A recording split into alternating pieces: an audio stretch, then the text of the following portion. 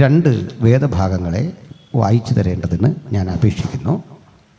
വിശുദ്ധ യോഹന്നാൻ്റെ സുവിശേഷം 1:1 1:14 നമ്മുടെ ചിന്തയ്ക്ക് ആധാരമായിട്ടുള്ള വാക്യങ്ങൾ.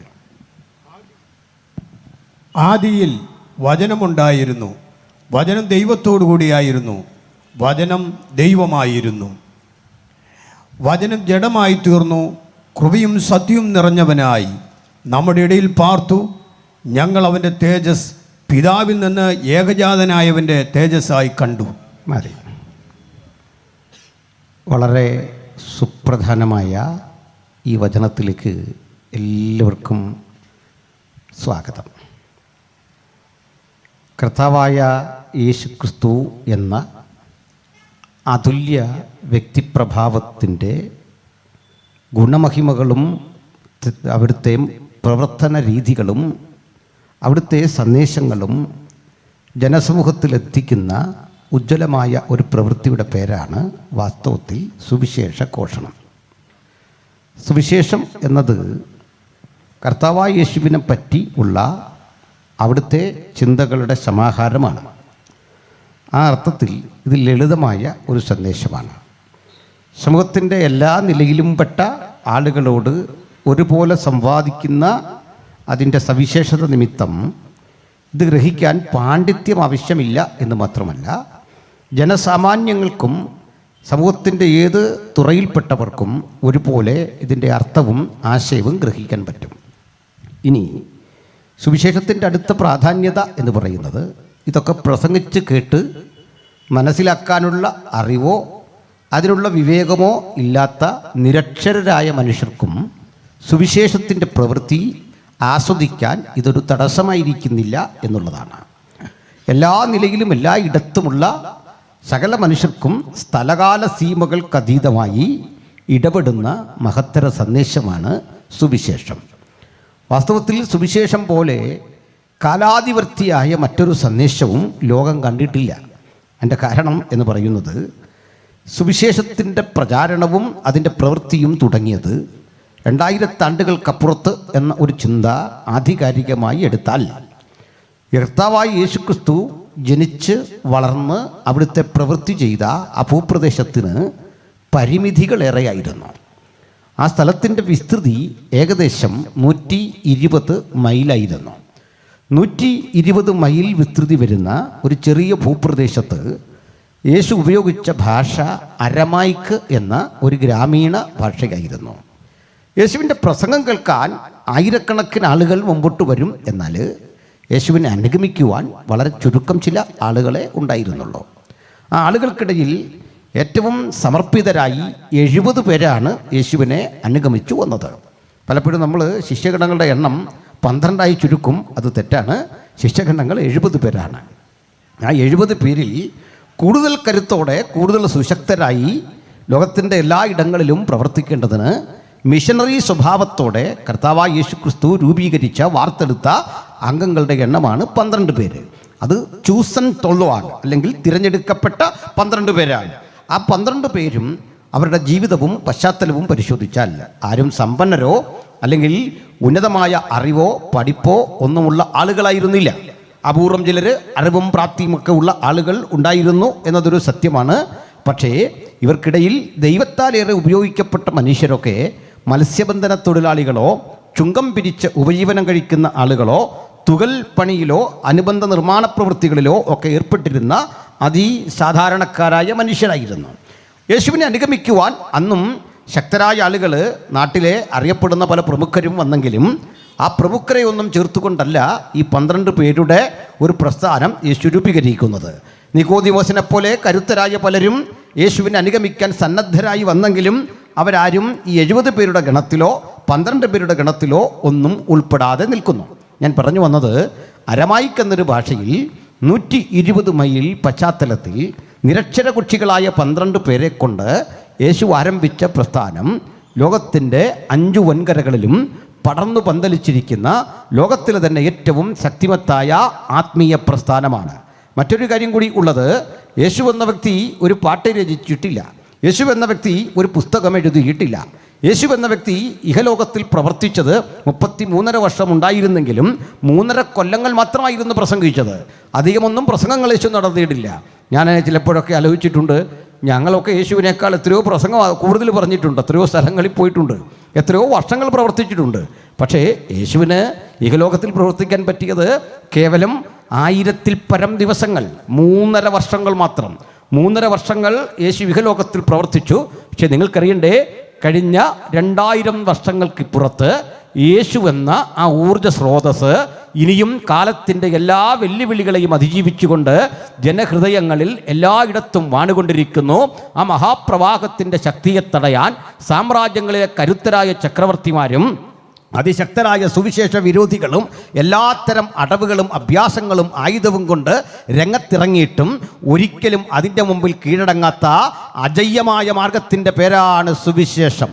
ആ ജയമെടുത്ത കർത്താവായ യേശുക്രിസ്തുവിനെ ഈ രാത്രി പരാജയ ബോധങ്ങളുടെ നടുവിൽ ഉയർത്തിക്കാട്ടിക്കൊണ്ട് തോൽവി ഭവിച്ചവർക്ക്, പരാജയപ്പെട്ടവർക്ക്, വഴികൾ അടഞ്ഞവർക്ക്, എല്ലാ നിലകളിലും ജീവിതം ദുഃഖം മാത്രം സമ്മാനിച്ചവർക്ക്, പ്രതീക്ഷ നഷ്ടപ്പെട്ടവർക്ക് യേശുവിനെ ഉയർത്തിക്കാട്ടിക്കൊണ്ട് ഞങ്ങൾ ഒരേ സ്വരത്തിൽ പറയുന്നു, മറ്റൊരുവനിലും രക്ഷയില്ല. നാം രക്ഷിക്കപ്പെടുവാൻ ആകാശത്തിന് കീഴിൽ മനുഷ്യരുടെ ഇടയിൽ നൽകപ്പെട്ട ആധികാരികമായ നാമം യേശുക്രിസ്തുവിൻ്റെ നാമമാണ്. ആ നാമം ഉയർത്തപ്പെടുന്ന ഇടത്ത് ഇരുട്ടിൻ്റെ കോട്ടകൾ തകരും. ആ നാമം ഉയർത്തപ്പെടുന്ന ഇടത്ത് മാരക രോഗങ്ങളുടെ അണുക്കൾ നശിക്കും. ആ നാമം ഉയർത്തപ്പെടുന്ന ഇടത്ത് ആർക്കും അടിക്കാനാവാത്ത പാപത്തിൻ്റെ ഭാണ്ഡക്കെട്ടുകൾ മുഴുവൻ തകർത്തെറിഞ്ഞിട്ട് പുത്തൻ രൂപാന്തര ശക്തിയോടെ, പുതുജീവിതത്തോടെ, വീണ്ടും ജനാനുഭവത്തോടെ യേശുവിൻ്റെ അനുഗാമികളായി ഒരു പൊതുസമൂഹം ഉടലെടുക്കും. ബന്ധനമില്ലാത്ത സുവിശേഷം, ആർക്കും തടയാൻ കഴിയാത്ത സുവിശേഷം ഈ രാത്രി ഞങ്ങൾ ഒരിക്കൽ കൂടി ഉയർത്തുന്നു. സുവിശേഷത്തിൻ്റെ കാരണഭൂതനായ യേശുവിനെ കർത്താവിൻ്റെ രക്ഷിതാവുമായി ഈ ഗ്രാമത്തിൻ്റെ മുമ്പിൽ ഞങ്ങൾ വരച്ചു കാട്ടുന്നു. രക്ഷയ്ക്ക് കാരണഭൂതൻ യേശു മാത്രം. ആ യേശു മാത്രമാണ് രക്ഷയ്ക്ക് കാരണഭൂതനെന്ന സുവിശേഷത്തിൻ്റെ വ്യതിരിക്തമായ ആ സന്ദേശം വിശുദ്ധ തിരുവെഴുത്തിൻ്റെ സ്വഭാവ മഹിമയുടെ ഒരു ഭാഗം കൂടിയാണ്. കാരണം വിശുദ്ധ തിരുവെഴുത്തിലെ മാറ്റാനാവാത്ത ഒരു തിരുവെഴുത്തും മാറ്റാനാവില്ല. എന്നാൽ ഒരു തരത്തിലും കോംപ്രമൈസ് ഇല്ലാത്ത ഒരു വചനമാണ്. മറ്റൊരുത്തനിലും രക്ഷയില്ല. നാം രക്ഷിക്കപ്പെടുവാൻ ആകാശത്തിന് കീഴിൽ മനുഷ്യരുടെ ഇടയിൽ നൽകപ്പെട്ട വേറെ ഒരു നാമവും ഇല്ല. അത് ഏറ്റവും ശക്തമായ പ്രഖ്യാപനമാണ്. നിങ്ങൾക്കറിയണ്ടേ, ഈ ഒരു വചനം വാസ്തവത്തിൽ ബൈബിളിൽ ഇല്ലായിരുന്നെങ്കിൽ ക്രിസ്ത്യാനിറ്റിയെ ലോകത്തെല്ലാവരും അംഗീകരിക്കുമായിരുന്നു.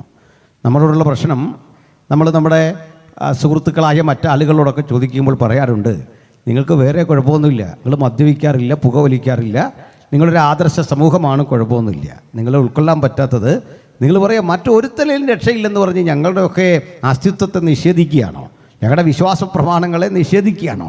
അതുകൊണ്ട് ആ ഒരു കാഴ്ചപ്പാടിനോട് യോജിപ്പില്ല. നിങ്ങൾ മൗലികവാദികളാണ്. വീണ്ടും ചെല്ലു പറയാറുണ്ട്, നമ്മൾ മതപരിവർത്തന ലോബികളാണ്. ഞാൻ ഈ ഘട്ടത്തിൽ ഓർക്കുന്നൊരു കാര്യം, നമ്മുടെ കുമ്പനാട് കൺവെൻഷൻ കഴിഞ്ഞു.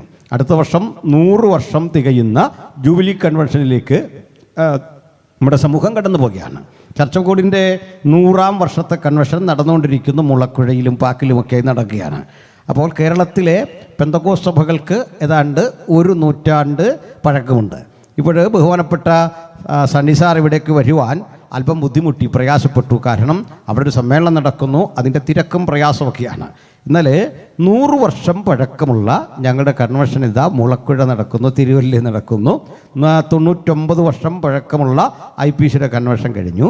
ഞാൻ സുഹൃത്തുക്കളോട് ചോദിക്കാറുണ്ട്, നാളിതുവരെ ബഹുമാനപ്പെട്ട പോലീസ് ഉദ്യോഗസ്ഥർക്ക് ഒരു പെറ്റി കേസ് രജിസ്റ്റർ ചെയ്യേണ്ടി വന്നിട്ടുണ്ട്. ഒരു കേസ് അവിടെ മദ്യപിച്ചു കൂത്താടിയെന്നോ, ഏറ്റുമുട്ടിയെന്നോ, പ്രശ്നമുണ്ടായെന്നോ, ക്രമസമാധാന നില തകർന്നെന്നോ ഈ പേരിൽ 100 വർഷത്തെ പഴക്കമുള്ള സഭയുടെ ചരിത്രത്തിൽ ഒരു കേസ് രജിസ്റ്റർ ചെയ്യാൻ പറ്റാതിരുന്നതിൻ്റെ കാരണം വോളണ്ടിയേഴ്സിൻ്റെ കഴിവൊന്നുമല്ല, നിയന്ത്രിക്കാൻ അച്ചടക്ക ബോധമുള്ള കുറേ ആളുകൾ നിൽക്കുന്നത് കൊണ്ടല്ല. അഭിഷിക്തരായ ദൈവവൃത്യന്മാർ യേശുവിനെ ഉയർത്തുന്നിടത്ത് ജനം വന്നിരിക്കുന്നത് മറ്റൊന്നിനും വേണ്ടിയല്ല, യേശുവിനെ കാണാൻ, യേശുവിൻ്റെ സാന്നിധ്യം അറിയാൻ. ആ സാന്നിധ്യബോധം ഇന്ന് രാത്രി നമ്മുടെ മധ്യത്തിലുമുണ്ട്. അതാണ് നമ്മുടെ സവിശേഷത, നമ്മുടെ പ്രത്യേകത. സ്തോത്രം, ഹല്ലേലൂയ. നമുക്ക് വചനത്തിലൂടെ വരണമല്ലോ. പ്രിയപ്പെട്ടവരെ, മനോഹരമായൊരു സുവിശേഷമാണ് ഈ 4ാം സുവിശേഷം എന്ന് പറയുന്ന യോഹന്നാൻ്റെ സുവിശേഷം. ഇത് എത്ര വായിച്ചാലും നമുക്ക് നമ്മുടെ സന്തോഷവും നമ്മുടെ ആനന്ദവും ഒരിക്കലും തീരാത്ത വിധത്തിൽ പുത്തൻ ചിന്തകളുടെ ഒരു വൈദ്യുത പ്രസരണം നമ്മുടെ ശിരാനരമ്പുകളിലൂടെ തരുന്ന പുസ്തകമാണ്, വായനാ ഭാഗമാണ് വിശുദ്ധ യോഹന്നാൻ്റെ സുവിശേഷം. ആദ്യം പറയട്ടെ, ഈ യോഹന്നാൻ യേശുവിൻ്റെ ശിഷ്യഗണങ്ങളിൽ തീരെ പഠിപ്പില്ലാത്തൊരു മനുഷ്യനായിരുന്നു. ഒട്ടും പഠിപ്പില്ല. അത് അദ്ദേഹം തന്നെ തുറന്ന് പറയുക, അദ്ദേഹത്തെക്കുറിച്ച് തന്നെ പറയുക തുറന്ന്. പത്രോസിനെയും യോഹന്നാനെയും ചേർത്ത് പറയുക, അവർ പഠിപ്പില്ലാത്തവരും സാമാന്യ മനുഷ്യരും ആയിരുന്നു. പഠിപ്പില്ല എന്ന് പറഞ്ഞാൽ വായിക്കാൻ അറിയില്ലെന്നൊന്നും അല്ല അതിൻ്റെ അർത്ഥം. വലിയ ഗഹനമായ വിധത്തിലൊന്നും പഠിക്കാൻ അവസരം കിട്ടാത്ത ബേസൈദ കടൽക്കരയിലെ മത്സ്യബന്ധനത്തിലേർപ്പെട്ടിരുന്ന പാവം തൊഴിലാളി സമൂഹത്തിൽ നിന്ന് വന്ന രണ്ട് മനുഷ്യരാണ് യോഹന്നാനും പത്രോസുമൊക്കെ. യോഹന്നാൻ്റെ സഹോദരനായിട്ടുള്ള ദൈവദാസൻ യാക്കോബ് വിശ്വാസത്തിലുണ്ട്. പത്രോസിൻ്റെ സഹോദരൻ അന്ത്രയോസ് ഇവരോടൊപ്പമുണ്ട്. അങ്ങനെ ഏറ്റവും സാധാരണ മനുഷ്യർ. പക്ഷേ ഈ സാധാരണ മനുഷ്യൻ എഴുതി എന്ന് കരുതുന്ന ഈ സുവിശേഷത്തിൻ്റെ പ്രത്യേകത അസാധാരണമായ പ്രശ്നങ്ങളെയാണ് അദ്ദേഹം അഭിസംബോധന ചെയ്യുന്നത്. അത് തൊട്ട് പറഞ്ഞാൽ തീരാത്ത വിധത്തിൽ ആഴമുള്ള കാര്യങ്ങളാണ്. ഞാനത് വളരെ ലളിതമായി എൻ്റെ കേൾവിക്കാർക്ക് വേണ്ടി ഒന്ന് പറയാം. പ്രിയപ്പെട്ടവരെ, യോഹന്നാൻ ഈ സുവിശേഷമൊക്കെ എഴുതുന്ന കാലത്ത് ഈ പാലസ്തീൻ എന്നറിയപ്പെടുന്ന ഭൂപ്രദേശത്ത് ജീവിച്ചിരുന്ന കുറേ മനുഷ്യരുണ്ട്. ഒന്ന് യഹൂദന്മാരാണ്. അവർക്കിടയിൽ കപടഭക്തി ഉള്ള ഒത്തിരി ആളുകളുണ്ട്. അവർക്കിടയിൽ രാഷ്ട്രീയ പ്രവർത്തകരായ ആളുകളുണ്ട്, എരിവുകാരെന്നറിയപ്പെടുന്ന ആളുകൾ. അപ്പോൾ ഇതിൻ്റെയൊക്കെ കൂടെ ഒരു വട്ടം നല്ല മനുഷ്യർ ജീവിച്ചിരുന്നു. അന്യമതസ്ഥരാണത്. അന്യമതസ്ഥരായ സഹോദരങ്ങളെല്ലാം നമ്മളെ സംബന്ധിച്ചോളം ആദരണീയരും ബഹുമാന്യരുമാണ്. അപ്പോൾ ഇവരും അവിടെ ജീവിച്ചിരുന്നു, അന്യമതസ്ഥരായ ഒരു വട്ട ആളുകൾ. അവരെ മതത്തെ ഞാനൊന്ന് സ്പെസിഫൈ ചെയ്യാം. അവരുടെ മതത്തിൻ്റെ പേര് പാർസികളുടെ മതം അഥവാ പേർഷ്യൻ മതം എന്നായിരുന്നു. പേർഷ്യൻ മതസ്ഥരായ ആളുകൾ അവിടെ ഉണ്ടായിരുന്നു. അപ്പോൾ ഈ പേർഷ്യൻ മതം അല്ലെങ്കിൽ പാർസികളുടെ മതം എന്ന് പറയുന്നത് അവർക്കൊരു പുസ്തകമുണ്ട്, സെന്തവസ്ത എന്നതിൻ്റെ പേര്. അതിൻ്റെ സ്ഥാപകൻ്റെ പേര് സൗരാഷ്ട്രർ എന്നുമായിരുന്നു. ഇതൊക്കെ നിങ്ങൾക്കറിയാവുന്ന കാര്യങ്ങളാണ്, വിശേഷിച്ച് കുട്ടികൾക്കറിയാം. സൗരാഷ്ട്രർ സ്ഥാപിച്ച പേർഷ്യൻ മതം അല്ലെങ്കിൽ പാർസികളുടെ മതം. ഈ മതം വളരെ മനോഹരമായൊരു മതമായിരുന്നു. മതം മനോഹരമാണ് എന്ന് ഞാൻ പറയാൻ കാരണം മതങ്ങളുടെ മനോഹാരിതയിൽ ഏറ്റവും വലുത് അവരുടെ സഹിഷ്ണുതാബോധമാണ്. സഹിഷ്ണുത ഇല്ലെങ്കിൽ ആ മതത്തിന് സൗന്ദര്യം കിട്ടില്ല. എന്താണ് സഹിഷ്ണുത എന്ന് പറഞ്ഞാൽ? ചെല്ലെങ്കിലും ധരിച്ചു വച്ചിരിക്കുന്നു, അയാൾ പൂജിക്കുന്ന ദൈവത്തിനേറെ ഇഷ്ടം അവരുടെ മതത്തിൽപ്പെട്ടവൻ്റെ ചോരയാണ്. ഇത് കൊടുത്താൽ ഇഷ്ടപ്പെടുമെന്ന് കരുതിയാൽ അതിന് സൗന്ദര്യമുണ്ടെന്ന് പറയാൻ പറ്റില്ല. മറിച്ച് ആ ദൈവത്തിൻ്റെ മഹത്വം സ്ഥാപിക്കേണ്ടത് ആശയങ്ങൾ കൊണ്ടാണ്. സ്തോത്രം. അല്ലാതെ കുറേ നേരം ദൈവം കരുണാനിധിയാണ്, ജയലളിതയാണെന്നൊന്നും പറഞ്ഞാൽ കാരുണ്യം ഉണ്ടാവില്ല. ദൈവം കരുണാമയനാണ് എന്ന് പറഞ്ഞാൽ ദൈവത്തിൻ്റെ കാരുണ്യം പറഞ്ഞിട്ട് നമ്മൾ തലവെട്ടുക, മനുഷ്യനെ ഉപദ്രവിക്കുക എന്നൊക്കെ വെച്ചാൽ ആ പറഞ്ഞ വാക്കിനോട് നീതി പുലർത്താൻ പറ്റാതെ വരും. ഇവിടെയാണ് ഈ പാർസി മതസ്ഥർ വളരെ മാന്യന്മാരായ മനുഷ്യരായിരുന്നു. അപ്പോൾ അവരുടെ പ്രത്യേകതകളിലൊന്ന്, അവർ ഏകദൈവത്തിൽ വിശ്വസിച്ചിരുന്നു. ഒന്നാമത്തെ കാര്യം, ഏകദൈവത്തിൽ വിശ്വസിച്ചിരുന്നു. മറ്റ് മതസ്ഥരോടൊക്കെ വളരെ മാന്യമായൊരു സമീപനം പുലർത്തിയിരുന്നു. പണ്ട് ഇവർ വലിയൊരു മതമായിരുന്നു. ക്രിസ്ത്യാനിറ്റിയൊക്കെ പോലെ വലിയൊരു മതം. അതായത് ഏതാണ്ട് ഇന്ത്യയുടെ പാതി വരെ വ്യാപിച്ചു കിടന്ന പേർഷ്യ എന്ന മഹാരാജ്യത്തിലെ ആളുകൾ വിശ്വസിച്ചു പോകുന്ന മതമായിരുന്നു. എന്നാൽ പലതരം സാമ്രാജ്യങ്ങൾ വന്ന് അവിടെ ഉണ്ടായിരുന്ന മതങ്ങളെയെല്ലാം ഏതാണ്ട് പ്രസ് ചെയ്ത് അല്ലെങ്കിൽ സമ്മർദ്ദപ്പെടുത്തി അവരുടെ വിശ്വാസത്തെ തകർത്ത് കളഞ്ഞു. അങ്ങനെ ചെയ്യാത്തൊരു സമൂഹം ബ്രിട്ടീഷുകാരായിരുന്നു. ബ്രിട്ടീഷുകാർ പോയിടത്തൊന്നും അവരുടെ മതം പ്രചരിപ്പിച്ചില്ല, അതാണ് സത്യം. ചിലെങ്കിലും നമ്മളെ തെറ്റിദ്ധരിപ്പിക്കാൻ ശ്രമിക്കാറുണ്ട്. ബ്രിട്ടീഷുകാർ ഇന്ത്യയിൽ വന്നിട്ട് ഈ ബൈബിള് തന്നു, ബ്രാൻഡി തന്നു, ബയണറ്റ് കൊണ്ടുവന്നു. ഇങ്ങനെ 3 B ആണ് ഇന്ത്യ നശിപ്പിച്ചതെന്നൊക്കെ. പ്രിയപ്പെട്ടവരെ, ബ്രിട്ടീഷുകാർക്ക് ഇന്ത്യയെ മതവൽക്കരിക്കണമെന്നൊരു ലക്ഷ്യം ഉണ്ടായില്ല. ഞാനതിനൊരു കാര്യം കൂടി പറയാം. ലക്ഷ്യമില്ലായിരുന്നു മാത്രമല്ല, അവരിതിനെതിരായിരുന്നു സുവിശേഷത്തിന്. നിങ്ങൾക്ക് വിശ്വാസം വരുന്നില്ലല്ലേ? പറയാം. ഇന്ത്യയിലേക്ക് സുവിശേഷം അറിയിക്കാൻ വന്ന വില്യം ഗേരി എന്നൊരു മനുഷ്യനെപ്പറ്റി നിങ്ങൾ കേട്ടിട്ടുണ്ടോ? സെനറ്റ് ഓഫ് ഷെറാംപൂർ കോളേജിൻ്റെ സ്ഥാപകൻ വില്യം ഗേരി ഇന്ത്യയിലേക്ക് വരുമ്പോൾ ഇവിടെ സുവിശേഷം അറിയിക്കാനാണ് വരുന്നതെന്നറിഞ്ഞുകൊണ്ട് 3 മാസം അദ്ദേഹത്തിൻ്റെ വിസ തടഞ്ഞു വെച്ചു. നോക്കണം, 3 മാസം വിസ തടഞ്ഞു വെച്ചു. ഫോർട്ട് വില്യംസ് കോളേജിൽ വില്യം ഗേരി വന്നിട്ട് താൻ വില്യം ഗേരിയാണ് മിഷണറി പ്രവർത്തനത്തിന് വന്നതാണെന്നറിഞ്ഞപ്പോൾ ഈ ഫോർട്ട് വില്യം കോളേജിൻ്റെ ചാപ്ലൈൻ വന്ന് ചാപ്പലങ്ങ് അടച്ചു. നിങ്ങൾക്ക് പ്രവേശനം ഇല്ലയെന്ന് പറഞ്ഞു. അങ്ങനെ നമ്മൾ സുവിശേഷം അറിയിക്കാൻ തൽപരരായി ഇന്ത്യ മഹാരാജ്യത്തിലേക്ക് ബ്രിട്ടീഷുകാർ വന്നു എന്നതൊക്കെ കെട്ടുകഥയാണ്. അവർ കച്ചവടത്തിന് വേണ്ടി വന്നതാണ്, ചൂഷണം ചെയ്യാൻ വേണ്ടി വന്നതാണ്. മതപരിവർത്തനത്തിനോ സുവിശേഷത്തിനോ ഒന്നും അവർക്ക് ഒരു താല്പര്യമില്ല. അത്തരം മനുഷ്യരായിരുന്നു ബ്രിട്ടീഷുകാർ. ഞാൻ വിഷയം വിട്ടു പോവല്ല, ചിലർക്ക് ചരിത്രം അങ്ങനെ തെറ്റിദ്ധരിപ്പിക്കാൻ വേണ്ടി ശ്രമിക്കാറുണ്ട്. ഇനി ചിലരൊക്കെ വാക്കുകൾ കേട്ടാൽ ഈ ബ്രിട്ടീഷുകാരെല്ലാം കൂടെ നമ്മൾ വിളിച്ചുകൊണ്ട് ഒന്നുമല്ല ബ്രിട്ടീഷുകാർ ഈസ്റ്റ് ഇന്ത്യ കമ്പനിയൊക്കെ വന്നത് മാർത്താണ്ഡവർമ്മയെപ്പോലെയുള്ള രാജാക്കന്മാരൊക്കെ അന്ന് ഇവരെ ക്ഷണിച്ചു ഇവിടേക്ക് വരാൻ വേണ്ടിയിട്ട്. സ്കൂളുണ്ടാക്കാൻ, കലാലയങ്ങൾ ഉണ്ടാക്കാൻ, നാട്ടുരാജ്യങ്ങളിൽ നിന്നുള്ള പ്രശ്നങ്ങൾ വരുമ്പോൾ ഈ പട്ടാളത്തെ ഉപയോഗിച്ചുകൊണ്ട് നാട്ടുരാജാക്കന്മാരെ അടിച്ചൊതുക്കാനൊക്കെ ക്ഷണിച്ചു വരുത്തി. അവൻ പതുക്കെ ഇവിടം പിടിച്ചെടുത്തു. അങ്ങനെയാണത് സംഭവിച്ചത്. അല്ല നമ്മളാരും കൂടെ വിട്ടുകൊടുത്തല്ല, മറിച്ച് സുവിശേഷത്തെ വേറെ കാണണം, മിഷണറി പ്രവർത്തനങ്ങളെ വേറെ കാണണം. ബ്രിട്ടീഷുകാരൊഴിച്ച് ലോകത്ത് പോയിട്ടുള്ള സകല സാമ്രാജ്യങ്ങളും അവരുടെ മതം അവിടെ അടിച്ചേൽപ്പിച്ചിട്ടുണ്ട്. അങ്ങനെ റോമൻ മതം ശക്തിപ്പെട്ടപ്പോൾ ഈ നമ്മുടെ പാർസികളുടെ മതം ദുർബലമായി. പാർസികളുടെ മതം അങ്ങേറ്റം ദുർബലമായി. കുറേ പേരുണ്ട്, വിശേഷിച്ചതിലെ പുരോഹിതന്മാർ. ഈ പുരോഹിതന്മാരുടെ വേഷവിധാനങ്ങളൊക്കെ കണ്ടാൽ ഇവർ ഒരു ദിവ്യ പരിവേഷം, അവർ ധരിച്ചിരിക്കുന്ന അങ്കി, തലപ്പാവൊക്കെ കണ്ടാൽ ഒരു ദിവ്യ പരിവേഷം ആൾക്കാർക്ക് തോന്നി.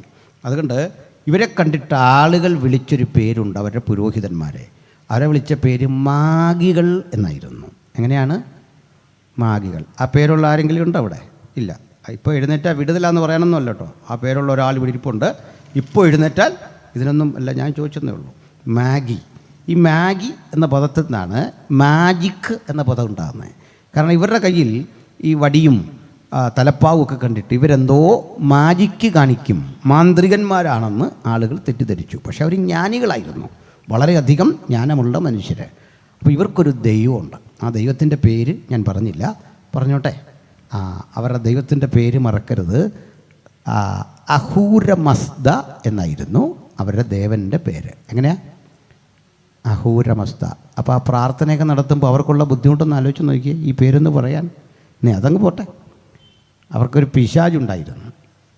ആ പിശാചിൻ്റെ പേര് ഇതിലും കട്ടിയാണ്. അയാളുടെ പേര് അഹ്രിമാൻ എന്നായിരുന്നു. എങ്ങനെയാണ്? ഇത് ഈ വെപ്പുവല്ല് വെച്ചവരൊന്നും ഇത് പറയില്ലേ? എന്നിട്ട് പോരാട്ടമൊന്നും പറഞ്ഞിട്ട് കാര്യമില്ല. ആവശ്യമില്ലാത്ത നമുക്ക് പറ്റുന്ന പദമൊക്കെ പറഞ്ഞാൽ മതി. സത്യത്തിൽ ഇതൊക്കെയായിരുന്നു നമുക്കിടയിലെ പിശാചെങ്കിൽ ശാസിക്കാൻ എന്തൊരു പാടാണ് നിങ്ങളെന്ന് ആലോചിച്ച് നോക്കി. വാത് കെട്ടി ബന്ധനമിട്ട് ചുറ്റിക്കെട്ടി പോരാടുന്ന അഹ്രിമാനെ, അവൻ്റെ പോരുകളെ കോട്ടകളെ ഒക്കെ ഇടിച്ചു വരുമ്പോഴേക്ക് നമ്മുടെ പല്ല് പറഞ്ഞു. ഇതാ വിഷയം. അത് തന്നെ ദൈവത്തിൻ്റെ ഒരു കൃപ. അതൊന്നും ഇങ്ങോട്ട് വിടാതിരുന്നത് വലിയ കാര്യമാണ്. പോട്ടെ. അപ്പോൾ അഹ്രിമാനും അഹൂരമസ്ദയും. Ahura Mazda is the god of light. വെളിച്ചത്തിൻ്റെ ദേവനാണ് അഹൂരമസ്ദ.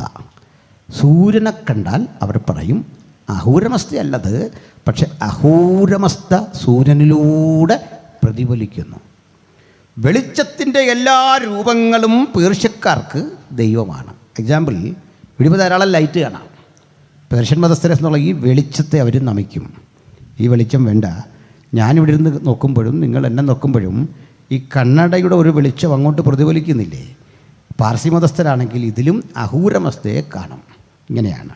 വെളിച്ചത്തിൻ്റെ സകല രൂപങ്ങളും അഹൂരമസ്തയാണ്. എന്നാൽ ഇരുട്ടിൻ്റെ സകല രൂപങ്ങളും അവർക്ക് അഹ്രിമാനാണ്. അപ്പം അവരുടെ ജീവിതത്തിൻ്റെ മതത്തിൻ്റെ ചിന്ത എങ്ങനെയാണ്? അഹൂരമസ്തയും അഹ്രിമാനും തമ്മിൽ ഭയങ്കര പോരാട്ടം. വെളിച്ചവും ഇരുട്ടും തമ്മിൽ ഭയങ്കര പോരാട്ടം. ആ പോരാട്ടത്തിൽ പകൽ എന്ന് പറയുന്നത് അഹൂരമസ്ത ജയമെടുക്കുന്നു. രാത്രി മറ്റവൻ വരുന്നു. അവൻ വന്നിട്ട് ഈ തെറ്റായ പ്രവണതകളിലേക്ക് മനുഷ്യരാശിയെ നയിക്കുന്നു. ഇരുട്ട് ഭീകരമാണ്. അതുകൊണ്ട് ഇവർ വീടുകളിൽ നിന്ന് വെളിച്ചമകലാതെ ഒരു തിരി കത്തിച്ചു വെക്കും. ആ തിരി അണയാൻ പാടില്ലെന്നാണ്. ഏതെങ്കിലും രൂപത്തിൽ ആ തിരി അണഞ്ഞാൽ ആ വീട്ടുകാർക്ക് ഭയമാണ്. അങ്ങനെ അവർ വെളിച്ചത്തെ സംരക്ഷിച്ചു പോന്നു. അപ്പോൾ ഇവരാണ് പിൽക്കാലഘട്ടത്തിൽ നമ്മുടെ യേശുവിൻ്റെ ജനനത്തിങ്കൽ നക്ഷത്രം കണ്ട് വന്ന കക്ഷികൾ ഈ മാഗികളാണ്. ഓർത്തപ്പോൾ പറഞ്ഞതാണ് എന്ന് മാത്രം. അല്ലാതെ പിറവത്തുനിന്നും കോട്ടയത്തുനിന്നൊന്നും ആളുകൾ കാണാനായിട്ട് പോയതല്ല. ഇന്ത്യയിൽ നിന്ന് പോയ മഹർഷിമാരുമല്ല. 3 പേരുടെ കണക്കുമില്ല. യേശുവിനെ ആ രാത്രി പോയി കണ്ടുമില്ല. ശിശു ഇരിക്കുന്ന ഇടത്ത് ചെന്ന് അവനെ ചെന്ന് കണ്ട് നമിച്ചു, വന്ദിച്ചു. ശിശു ഇരിക്കാൻ പ്രായമായെന്ന് അന്നേരമാണ് കാണുന്നത്. പോകട്ടെ. അപ്പോൾ ഈ മാഗികളെ എന്ന് പറഞ്ഞ് മനസ്സിലാക്കിയതാ. ഈ മാഗികൾ മതന്യൂനപക്ഷങ്ങളായിരുന്നു റോമിൽ. ഒപ്പം യഹൂദന്മാരും മതന്യൂനപക്ഷങ്ങൾ. ആ യഹൂദന്മാരും മാഗികളും തമ്മിൽ മാനസികമായി നല്ല പൊരുത്തം. അപ്പോൾ യഹൂദന്മാരിലെ പണ്ഡിതന്മാർ പറയും, റോമക്കാരിന്ന് ഞങ്ങളെ അടിച്ചൊതുക്കി അമർത്തി വലിയ നികുതി പിരിച്ച് ഞങ്ങളെ ഇങ്ങനെ അമർച്ച ചെയ്യുമ്പോൾ ഞങ്ങൾക്ക് ഭാരമില്ല. ഒരു ദിവസം ഞങ്ങളുടെ രക്ഷകൻ വരും, ഞങ്ങളുടെ വീണ്ടെടുപ്പുകാരൻ വരും. ആ വീണ്ടെടുപ്പുകാരനെക്കുറിച്ച് ചോദിച്ചപ്പോൾ കൃത്യം വചനം പറഞ്ഞു കൊടുത്ത് മാഗികളെ മനസ്സിലാക്കിയപ്പോൾ മാഗികൾക്കൊരു സംശയം, ഒരു ദിവസം ഞങ്ങളുടെ അഹൂരമസ്ത വരും. അവർ പറഞ്ഞു പറയാൻ തുടങ്ങി, ഇത് രണ്ടും ഒരാളായിരിക്കുമോ? ഈ സന്ദേഹം ഉള്ളെടുക്കുമ്പോഴാണ് യഹൂദന്മാരുടെ രാജാവായി പിറന്നവൻ എന്ന് കണ്ടുകൊണ്ട് യേശുവിൻ്റെ വാസസ്ഥലം തിരക്കി യാത്രയാകുന്നത്. ഇതല്ല എൻ്റെ വിഷയം, ഞാൻ അതുവഴിയൊന്ന് വന്നതാണ്. എന്തിനാണെന്നറിയണ്ടേ? ഈ പാർസികളെന്നറിയപ്പെടുന്ന ആ സമൂഹത്തിൽപ്പെട്ട ആളുകൾ വെളിച്ചത്തെക്കുറിച്ച് പ്രതികരിച്ചു, സംസാരിച്ചു, പഠിപ്പിച്ചു. വെളിച്ചം ദൈവത്തിൻ്റെ പ്രതീകമാണെന്ന് പഠിപ്പിച്ചു. വെളിച്ചത്തിൻ്റെ മക്കളും ഇരുളിൻ്റെ മക്കളും തമ്മിൽ ഏറ്റുമുട്ടുമെന്ന് പഠിപ്പിച്ചു. അത്ര സ്ഫോടനാത്മകമായ സ്ഥിതിവിശേഷമാണ് ലോകത്തിൻ്റെ ചരിത്രമെന്ന് പഠിപ്പിച്ചു. പക്ഷെ അവർക്ക് ഉത്തരമില്ലാത്തൊരു വിഷയമുണ്ടായിരുന്നു. ആരാണ് സർവശക്തൻ? വെളിച്ചത്തിൻ്റെ ദേവനാണോ? ആണെങ്കിൽ എന്തുകൊണ്ട് ഇരുട്ട് ഭവിക്കുന്നു? എന്തുകൊണ്ട് കൊളുത്തിയ വിളക്ക് കെട്ടുപോകുന്നു? ഈ ചിന്ത അവരെ ബാധിച്ചു. അതുകൊണ്ട് അവർക്കിടയിൽ ചില ചിന്തകന്മാർ വന്നിട്ട് പറഞ്ഞു, നാം തന്നെ സംരക്ഷിക്കേണ്ടി വരുന്നു ഈ വെളിച്ചത്തെ എന്ന് പറയുമ്പോൾ അത് സംരക്ഷിക്കുന്ന നമ്മൾ അഹൂരമസ്തയേക്കാൾ കരുത്തരല്ലേ? ഈ ആശങ്കകളൊക്കെ ദൂരീകരിക്കാൻ അവരിലെ പണ്ഡിതന്മാർക്ക് കഴിയാതെ പാർസികളുടെ ദൈവശാസ്ത്രം എല്ലാത്തരം വിചിന്തനങ്ങൾക്കും വിപരീത ദിശയിലേക്ക് പോയപ്പോൾ ഒരു ഉത്തരം പറയാൻ ആർക്കും പ്രാപ്തി കിട്ടാതിരുന്നപ്പോൾ നമ്മുടെ യോഹന്നാന മറുപടി പറയുന്നത്.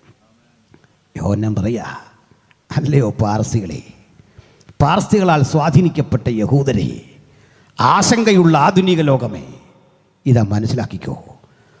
സത്യവെളിച്ചം ലോകത്തിലേക്ക് വന്നുകൊണ്ടിരുന്നു. ഇരുളോ അതിനെ പിടിച്ചടക്കിയില്ല. ഇരുളിന് പിടിച്ചടക്കാൻ കഴിയാത്ത സത്യവെളിച്ചത്തെ ഉയർത്തിക്കാട്ടി പറഞ്ഞു, ഇതാണ് ക്രിസ്തു. ഹല്ലേലൂയ. ഒരിരുളിനും ഒരക്രിമാന്റെ ശക്തിക്കും ഒരന്ധകാരത്തിൻ്റെ ശക്തിക്കും ഒതുക്കാൻ കഴിയാത്ത വെളിച്ചം. എന്നാൽ പാർസികൾ കണ്ട വെളിച്ചത്തിന് പരിമിതിയുണ്ട്. ആ പരിമിതി എന്താ? ഇരുട്ട് വരുമ്പോൾ ആ വെളിച്ചത്തിന് ശോഭിക്കാൻ പറ്റാതെ വരുന്നു. ശക്തമായ കാറ്റിൻ്റെ പ്രവാഹത്തിൽ ആ ജ്വാലകൾ കെട്ടടങ്ങുന്നു.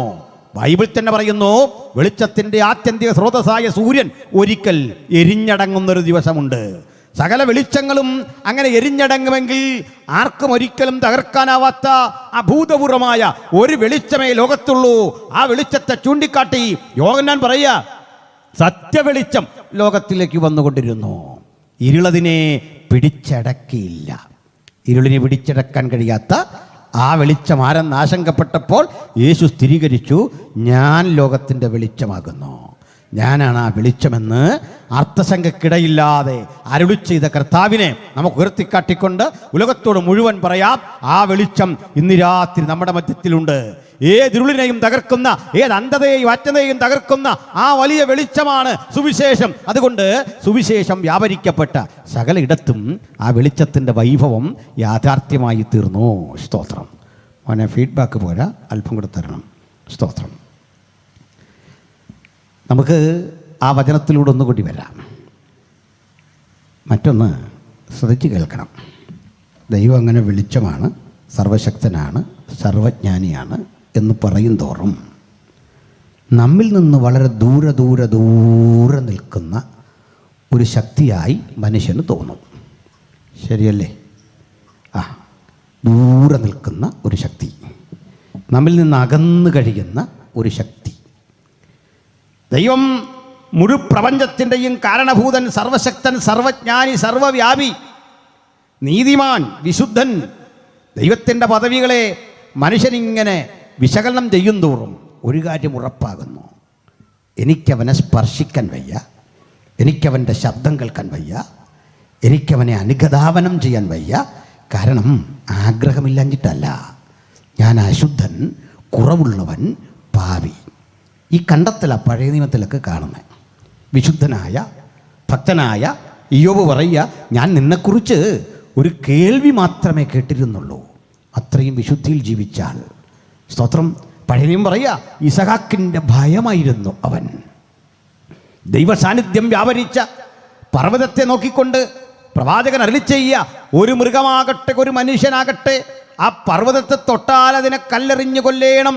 അത്ര ഭീകരമായ കാഴ്ചകളും അനുഭവങ്ങളും കണ്ടിറങ്ങിയ മനുഷ്യരായിരുന്നു കർത്താവായ യേശു വരും മുമ്പ് വരെ.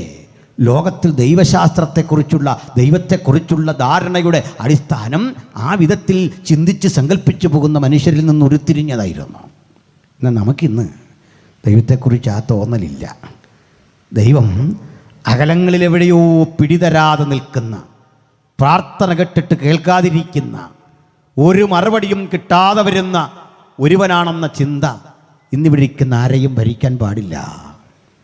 ഞാൻ മനസ്സിലാക്കുന്നു, ആ ചിന്ത ഇവിടെ ഇരിക്കുന്ന ആർക്കും കാണില്ല. ഇതാണ് രക്ഷാനുഭവമുള്ള ദൈവവൈതലിൻ്റെ പ്രത്യേകത. ദൈവം വിദൂരങ്ങളിലല്ല, അവിടെ നമ്മുടെ മധ്യത്തിലുണ്ട്. അത് എങ്ങനെയാണ് സാധ്യമാകുന്നത് പറയാം. നമുക്കറിയാം, ഈ മാഗ്നറ്റിൻ്റെ ഒരു തിയറി ഉണ്ടല്ലോ. ഒരേ ധ്രുവങ്ങൾ തമ്മിൽ യോജിപ്പിച്ചാൽ യോജിക്കില്ല, അത് അകന്നകന്നകന്ന് പോകും. അങ്ങനെയാണ്. ഒരേ പോളുകൾ തമ്മിൽ കണക്ട് ചെയ്താൽ കണക്റ്റ് ആവില്ല, വികർഷിക്കുന്നു. അത് ഒരിക്കലും അട്രാക്റ്റ് ചെയ്യപ്പെടുന്നില്ല. അപ്പോഴങ്ങനെ കാന്തത്തിൻ്റെ ആ സിദ്ധാന്തം തന്നെ അതാണല്ലോ. പക്ഷെ വ്യത്യസ്ത ധ്രുവങ്ങളിൽപ്പെട്ടവ തമ്മിൽ യോജിപ്പിച്ചാൽ അതുണ്ടാകുന്നു. ഞാൻ എൻ്റെ ദൈവത്തെക്കുറിച്ചുള്ള മനോഹരമായ ബോധ്യം ഉൾക്കൊണ്ടുകൊണ്ട് എന്നെക്കൊണ്ട് പറ്റാവുന്ന പരമാവധി വിശുദ്ധ ജീവിതം നയിച്ച് ഞാൻ ദൈവത്തെ തേടുകയാണ്. കുറേ കഴിഞ്ഞപ്പോൾ എനിക്ക് മനസ്സിലാകുന്നു, പറ്റില്ല. ഞാൻ അന്വേഷിച്ചു പോകുന്തോറും എൻ്റെ ചിന്തയ്ക്കും ധാരണയ്ക്കുമൊക്കെ അതീതമായി നിൽക്കുന്ന ഒരു മഹാസത്യമാണത്. അല്പം കഴിക്കുന്നു, പരാജയം സംബന്ധിച്ച് ഞാനിങ്ങോട്ട് മടങ്ങുമ്പോൾ ദൈവം എൻ്റെ അരികിലേക്ക് വരുന്നു. നിക്ക്, പോകല്ലേ, ഞാനാ നിൻ്റെ ദൈവം. അപ്പം എനിക്ക് ഇത്രേ പറയാൻ പറ്റൂ, അയ്യോ അവിടുന്ന് എൻ്റെ അരികിലേക്ക് വരരുത്, കാരണം ഞാൻ അശുദ്ധനാ. നീ എന്നെ കണ്ടു കഴിഞ്ഞാൽ, ആകത്തുകയിൽ ഞാൻ ആരെന്നറിഞ്ഞാൽ നിനക്കെന്നെ ഉൾക്കൊള്ളാനാവില്ല. അങ്ങനെ മാറിപ്പോകും. മാറിപ്പോകാനേ എനിക്ക് സാധിക്കൂ. അതാണ് എൻ്റെ നേച്ചർ, അതാണ് ദൈവത്തിൻ്റെ നേച്ചർ. ദൈവത്തിൻ്റെ പ്രകൃതവും എൻ്റെ പ്രകൃതവും രണ്ട് വഴിക്കാ. ഞങ്ങൾക്ക് യോജിക്കാൻ വയ്യ, ഒരു വിധത്തിലും യോജിക്കാൻ വയ്യ. സത്യത്തിൽ ഇവിടെയാണ് മതങ്ങളുടെ അന്വേഷണങ്ങളൊക്കെ രൂപപ്പെടുന്നത്. അവിടെയാണ് ബൈബിളിൻ്റെ ചിന്തകൾ വ്യത്യസ്തമായിരിക്കുന്നതും. ഞാൻ അതിലേക്ക് തന്നെ ഒന്ന് വരാം. പ്രിയരെ, പാർസികൾ ഒരു വെളിച്ചത്തെക്കുറിച്ച് ഇങ്ങനെ സങ്കല്പം മെനഞ്ഞുകൊണ്ടിരിക്കുമ്പോൾ ആ വെളിച്ചം സത്യവെളിച്ചമല്ലെന്നും അഹൂരമസ്തയ്ക്കപ്പുറത്ത് ഒരാത്യന്തിക വെളിച്ചമുണ്ടെന്നും പറഞ്ഞു വെക്കുന്ന യോഹന്നാൻ മറ്റൊന്നുകൂടി പറഞ്ഞു. അത് ഗ്രീക്കുകാർക്കുള്ള മറുപടിയാണ്. ഗ്രീസിൽ പണ്ട് ഒരു തത്വചിന്തകൻ ജീവിച്ചിരുന്നു. ഗ്രീസ് എന്നറിയപ്പെടുന്ന രാജ്യത്തെപ്പറ്റിയും അവിടുത്തെ മനുഷ്യരെപ്പറ്റിയും ഒക്കെ പറയുമ്പോൾ ഓർമ്മ വരുന്ന സോക്രട്ടീസിനെയും പ്ലേറ്റോയൊക്കെ ആണല്ലോ നമ്മുടെ മനസ്സിലേക്ക് ഓർമ്മ വരുന്നത്. ഹെറാക്ലീറ്റസ് എന്നറിയപ്പെടുന്ന ഒരു ചിന്തകനുണ്ടായിരുന്നു അവിടെ. അദ്ദേഹം പഠിപ്പിച്ച വളരെ പ്രധാനപ്പെട്ടൊരു ചിന്ത ഉണ്ടായിരുന്നു. അദ്ദേഹം മനസ്സിലാക്കി, ഈ മഹാപ്രപഞ്ചത്തിനൊരു ക്രമമുണ്ട്. ആ ക്രമത്തെ ഞാൻ നിങ്ങൾക്ക് മനസ്സിലാകാൻ വേണ്ടി ഇന്നത്തെ നിലയിൽ വിശദീകരിക്കാം. ഹെറാക്ലീറ്റസ് വിശദീകരിച്ച ആ രീതി കുറെ കൂടി ശാസ്ത്രം വികസിക്കാത്തൊരു കാലത്തെയല്ലേ. ഭൂമി കറങ്ങുന്നു. കറങ്ങിക്കൊണ്ടിരിക്കുന്ന ഭൂമിയുടെ ആ കറക്കത്തിൻ്റെ ശബ്ദം നമ്മൾ കേൾക്കുന്നില്ല. നമുക്ക് തൊട്ടടുത്തു കൂടി പോകുന്ന ഒരു ബൈക്കിൻ്റെ സ്വരം കേൾക്കാം, നമുക്ക് ജനറേറ്ററിൻ്റെ ശബ്ദം കേൾക്കാം, ഇടിമുഴക്കത്തിൻ്റെ ശബ്ദം കേൾക്കാം. പക്ഷെ ഭൂമി കോടാനുകോടി വർഷങ്ങളിങ്ങനെ കറങ്ങിയിട്ടും ഈ ശബ്ദം നമ്മൾ കേൾക്കുന്നില്ല. അതിൻ്റെ കാരണം, ഈ ശബ്ദം കേട്ടാൽ അത് നമ്മുടെ ശരീരത്തിന് അസ്വസ്ഥതയാണ്. അത് ജീവജാലങ്ങൾക്ക് ജീവിക്കാൻ പറ്റാത്ത ഒരു പരിസ്ഥിതിയാണ്. അതുകൊണ്ട് ആ ശബ്ദം കേൾക്കാത്ത ഒരു സൗണ്ട് പ്രൂഫ് സിസ്റ്റം വെച്ചിട്ടാണ് ഈ ഭൂമിയെ ദൈവം കറക്കുന്നത്. ഇനിയുണ്ടൊരു പ്രത്യേകത, ഈ ഭൂമിയുടെ ആ ചെരിവുണ്ടല്ലോ, അതും ഒരു അത്ഭുതമാണ്, ഒരു വിസ്മയമാണ്. നമുക്കതറിയാം, കുട്ടികൾ പഠിക്കുന്ന കുട്ടികൾക്കറിയാം. നമുക്ക് 23 ഡിഗ്രിയാണ് ഏകദേശ ചെരിവ്, കൃത്യമൊന്നുമല്ല നമ്മുടെ ഈ കണക്ക്. 23 ഡിഗ്രിയിൽ ഭൂമി സ്വയം ഭ്രമണം ചെയ്യുന്നു, ചെരിഞ്ഞ് ഭ്രമണം ചെയ്യുന്നു എന്നാണ്. ഈ ചെരിവ് 22 ആയി എന്നങ്ങ് ചിന്തിക്കുക. ചെറിയ വ്യത്യാസം. ഒരു എൻജിനീയറും പറയില്ല ഒരു ഡിഗ്രി ഒന്നും സാരമില്ല, അത് പോട്ടെ എന്ന് വെക്കും. നമുക്ക് പൊളിച്ചൊന്നും പണിയണ്ട, അത് അടുത്ത കെട്ടി ശരിയാക്കുമ്പോൾ അത് ചെറിയൊരു ചെരിവല്ലേ. പക്ഷേ 23 നിന്ന് ഭൂമിയുടെ ചെരിവ് 22 ആയാൽ ഇന്ന് ഈ യോഗം ഇവിടെ നടക്കില്ല. എൻ്റെ കാരണം വേറൊന്നുമല്ല, ഭൂമി അതികനത്ത ശൈത്യത്തിലേക്ക് വഴുതി വീഴും. തണുത്തുറഞ്ഞ് ഭൂമി ഒരു മഞ്ഞുപാളിയായി, ഒരു മഞ്ഞുമലയായി പരിമിതപ്പെടും. ജീവജാലങ്ങൾക്കൊന്നും വസിക്കാൻ കഴിയാത്ത ഒരു മഞ്ഞുഗോളമായി ഭൂമി ഒതുങ്ങും. അങ്ങനെയാണ് 24 ആയാലോ? അത് നേരെ വിപരീതമാണ് അതിൻ്റെ ആൻസർ. ഈ ഭൂമി കത്തും. കത്തി കരിഞ്ഞ് ഒരു കരിക്കട്ടയാകും. മനുഷ്യവാസമല്ല, ജീവജാലങ്ങൾക്ക് വസിക്കാൻ പറ്റാത്ത പരിസ്ഥിതി സംജാതമാകും. അപ്പോൾ 22ൻ്റെ തണുപ്പും 24ൻ്റെ ചൂടുമേൽക്കാതെ കൃത്യമായ ഒരു ഗണിതത്തിൻ്റെ തത്വത്തിൽ ശൂന്യതയിൽ ഭൂമിയെ തൂക്കിയിട്ടിരിക്കുന്ന ആ ദൈവത്തെപ്പോലെ ഒരു മഹാശില്പി ലോകത്തുണ്ടോ? സ്തോത്രം. സ്വന്തം ഭ്രമണപഥത്തിലൂടെ അത് സൂര്യനെ വലം വയ്ക്കുന്നു. എത്ര സംവിധാനങ്ങൾ നമ്മൾ ഈ പ്രപഞ്ചത്തിൽ ഇന്ന് ശാസ്ത്രം പുറത്തു കൊണ്ടുവരുന്നു. ചിലെങ്കിലും ധരിച്ചിട്ടുണ്ട് ബൈബിളും അതിൻ്റെ പ്രചാരകരും ശാസ്ത്ര സിദ്ധാന്തങ്ങൾക്കെതിരാണ്. അല്ല, ഞങ്ങൾ ഭൂമിയെക്കുറിച്ചുള്ള പഠനത്തിലോ ശാസ്ത്ര സാങ്കേതിക സംവിധാനങ്ങളെക്കുറിച്ചുള്ള ഇന്നത്തെ അഭിവൃദ്ധിയിലോ ഒരു വിധത്തിലും എതിരല്ലെന്ന് മാത്രമല്ല, ഞങ്ങൾ അതിൻ്റെ എല്ലാ തരത്തിലുള്ള പുരോഗതിയെയും പിന്തുണയ്ക്കുന്നവരാണ്. അതിന് കാരണമുണ്ട്. നിങ്ങൾ ചിലരെങ്കിലും കണ്ടു കാണും, ഈ എസൻസിൻ്റെ ഒരു പ്രോഗ്രാമിൽ ഞാൻ പങ്കെടുത്തു. നമ്മുടെ രവിചന്ദ്രൻ മാഷൊക്കെ നടത്തുന്ന പരിപാടി. ഞാൻ കുടുംബമായിട്ട് പോയി, മക്കളൊക്കെ ഇത് കാണട്ടെ അതിന് വേണ്ടി പോയതാണ്. അപ്പോൾ ഇവരുടെ വാക്ക് കേട്ടാൽ ഈ നിരീശ്വരന്മാരായ സഹോദരന്മാർ ധരിച്ചിരിക്കുന്ന ഈ ശാസ്ത്രം മുഴുവൻ ഇവരുടെ പോക്കറ്റിൽ കിടക്കുന്നുമല്ല. ഞാനൊരു ചോദ്യം ചോദിച്ചു. ഈ ഒന്നാമത്തെ നമ്മുടെ അരികിലേക്ക് ചോദ്യം വരാതെ അതിൻ്റെ ആങ്കർ വളരെ തന്ത്രപരമായിട്ട് ചോദ്യം മാറ്റിക്കൊണ്ടിരിക്കും. ചോദ്യം കൊണ്ട് ഉത്തരം പറയാൻ സമ്മതിക്കില്ല. എങ്കിലും ഞാൻ ചോദിച്ചു, ഈ ശാസ്ത്ര സാങ്കേതിക രംഗങ്ങളിലും അതുപോലെ തന്നെ സാമൂഹ്യ രംഗങ്ങളിലുമൊക്കെ മികവ് തെളിയിക്കുന്നവർക്ക് ലോകം കൊടുക്കുന്ന ഏറ്റവും വലിയ പരിഗണനയാണ് നൊബേൽ പ്രൈസ്. ഈ നൊബേൽ പ്രൈസിൽ നിങ്ങളുടെ സാന്നിധ്യം ഒന്ന് പറയാമോ നിരീശ്വരന്മാരുടെ? അവർക്കറിയില്ല, ഞാൻ പറയാം, എല്ലാവർക്കും വേണ്ടി പറയാം. ലോകത്തിൻ്റെ ഇന്നത്തെ അഭിവൃദ്ധിക്ക് പിന്നിൽ ശാസ്ത്ര സാങ്കേതിക രംഗത്ത് ക്രൈസ്തവരും ജൂതന്മാരും ചേർന്ന് കൊടുത്ത സംഭാവനകളുടെ പെർസെൻ്റ് എടുത്താൽ 69%. 69. നിരീശ്വരന്മാർ കൊടുത്ത സംഭാവന എടുത്താൽ വെറും 9%. നിരീശ്വരന്മാർ മാത്രമല്ല, അഗ്നോസ്റ്റിക്കുകളും ഉണ്ട്. ദൈവം ഉണ്ടോ ഇല്ലയോ എന്ന് ഉറപ്പില്ലാത്തവരാണ് അഗ്നോസ്റ്റിക്കുകൾ. നിരസിക്കുന്നുമില്ല, അംഗീകരിക്കുന്നുമില്ല. പക്ഷെ ഇവർ കൊടുത്തത് എന്തിനാണെന്നറിയണ്ടേ? ശാസ്ത്രരംഗത്തെ മികവിനല്ല, അതും സാഹിത്യത്തിനാണ്. സാഹിത്യരംഗത്തൊക്കെയാണ് ഇവരിപ്പോഴൊക്കെ നൊബേൽ പ്രൈസ്. ഇനി ഒരു കാര്യം കൂടി കേട്ടോ, ഈ കോവിഡ് കാലത്തുമൊക്കെ നമ്മൾ സമൃദ്ധമായിട്ട് ഭക്ഷണം കഴിച്ചു എന്ന് മാത്രമല്ല, ചിലക്കത് രോഗവും പ്രയാസമൊക്കെ ആയിട്ടുണ്ടല്ലേ. ദൈവം നടത്തുക എന്ന് പറഞ്ഞ് വല്ലാതെ ഫുഡ് അടിച്ചതുകൊണ്ട് രോഗികളായ ആൾക്കാർ ഇതിനകത്തുണ്ട്. അത് പിശാചിൻ്റെ പോരാട്ടമൊന്നുമല്ല. ഇനിയേലും ഫുഡ് കുറച്ചാൽ മതി, മാറും. ഇത്രയും ഫുഡ് എവിടെ നിന്നുണ്ടായത്? ഏറ്റവും അത്യുൽപാദന ശേഷിയുള്ള വിത്ത്, അതിനെക്കുറിച്ചൊക്കെയുള്ള പഠനമാണ് ജനറ്റിക് എൻജിനീയറിംഗ് എന്ന് പറയുന്നത്. ഈ ജനിതക ശാസ്ത്രത്തിന് കനത്ത സംഭാവന നൽകിയ ആ മഹാരഥൻ, നിങ്ങൾക്ക് അദ്ദേഹത്തിൻ്റെ പേരറിയാം, ഗ്രിഗർ മെൻഡൽ. ഈ ഗ്രിഗർ മെൻഡൽ കുപ്പായമിട്ടൊരു പുരോഹിതനായിരുന്നു. മൈക്കൽ ഫാരഡെ ഞങ്ങളെപ്പോലെ സുവിശേഷം പ്രസംഗിക്കുന്ന ഒരു ദൈവദാസനായിരുന്നു. ഐസക് ന്യൂട്ടൺ സുവിശേഷം പ്രസംഗിക്കുക മാത്രമല്ല, ബൈബിളിലെ ദാനിയേൽ, വെളിപ്പാട് പുസ്തകങ്ങൾക്ക് വ്യാഖ്യാനം എഴുതിയിട്ടുള്ള ഒരു വലിയ ബൈബിൾ വ്യാഖ്യാതാവായിരുന്നു. ചുരുക്കത്തിൽ ശാസ്ത്രജ്ഞന്മാരുടെ ആകത്തുക എടുത്താൽ അതിൽ മഹാഭൂരിപക്ഷം പേരും യേശുവിൻ്റെ അനുഗാമികളായിരുന്നു. ഇതറിയാതാണ് ഈ രവിമാഷൊക്കെ ഞങ്ങളെ ശാസ്ത്രം പഠിപ്പിക്കാൻ വരിക. ഞാൻ ഒറ്റ വാക്കിൽ വിനയാനിതനായിട്ട് പറയട്ടെ, അതിന് നിങ്ങൾ വളർന്നില്ല.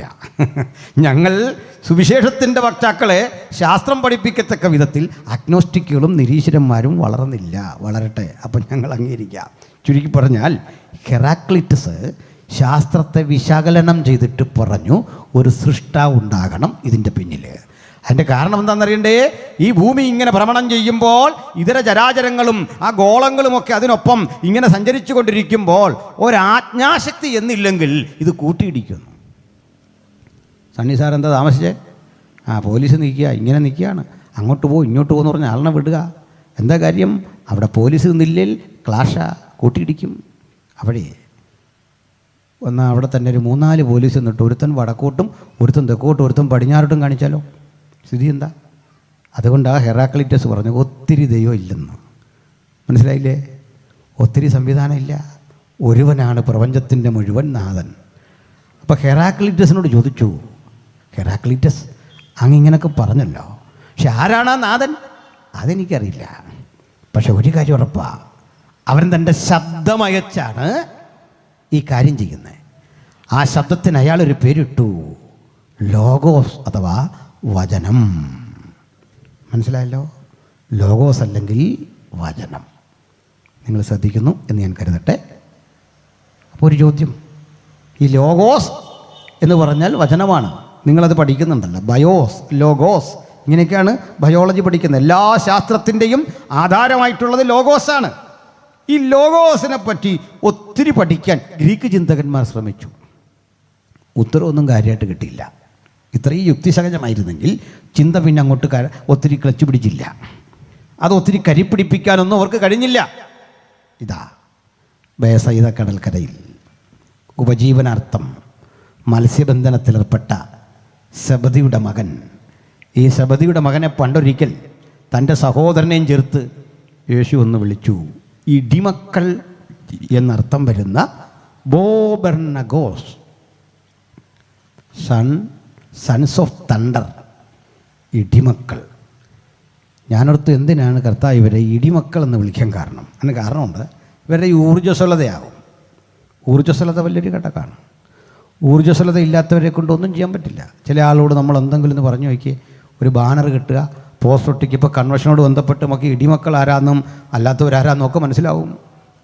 ഒരു കാര്യം പറയാൻ വേണ്ട, നമ്മൾ ചില ഘട്ടങ്ങളിൽ കണ്ടിട്ടുണ്ട്. ഒന്ന് പ്രാർത്ഥിക്കാൻ പറഞ്ഞാൽ ദൂരെ നിന്നൊരാൾ ഇഴഞ്ഞു വരുന്നുണ്ടോ?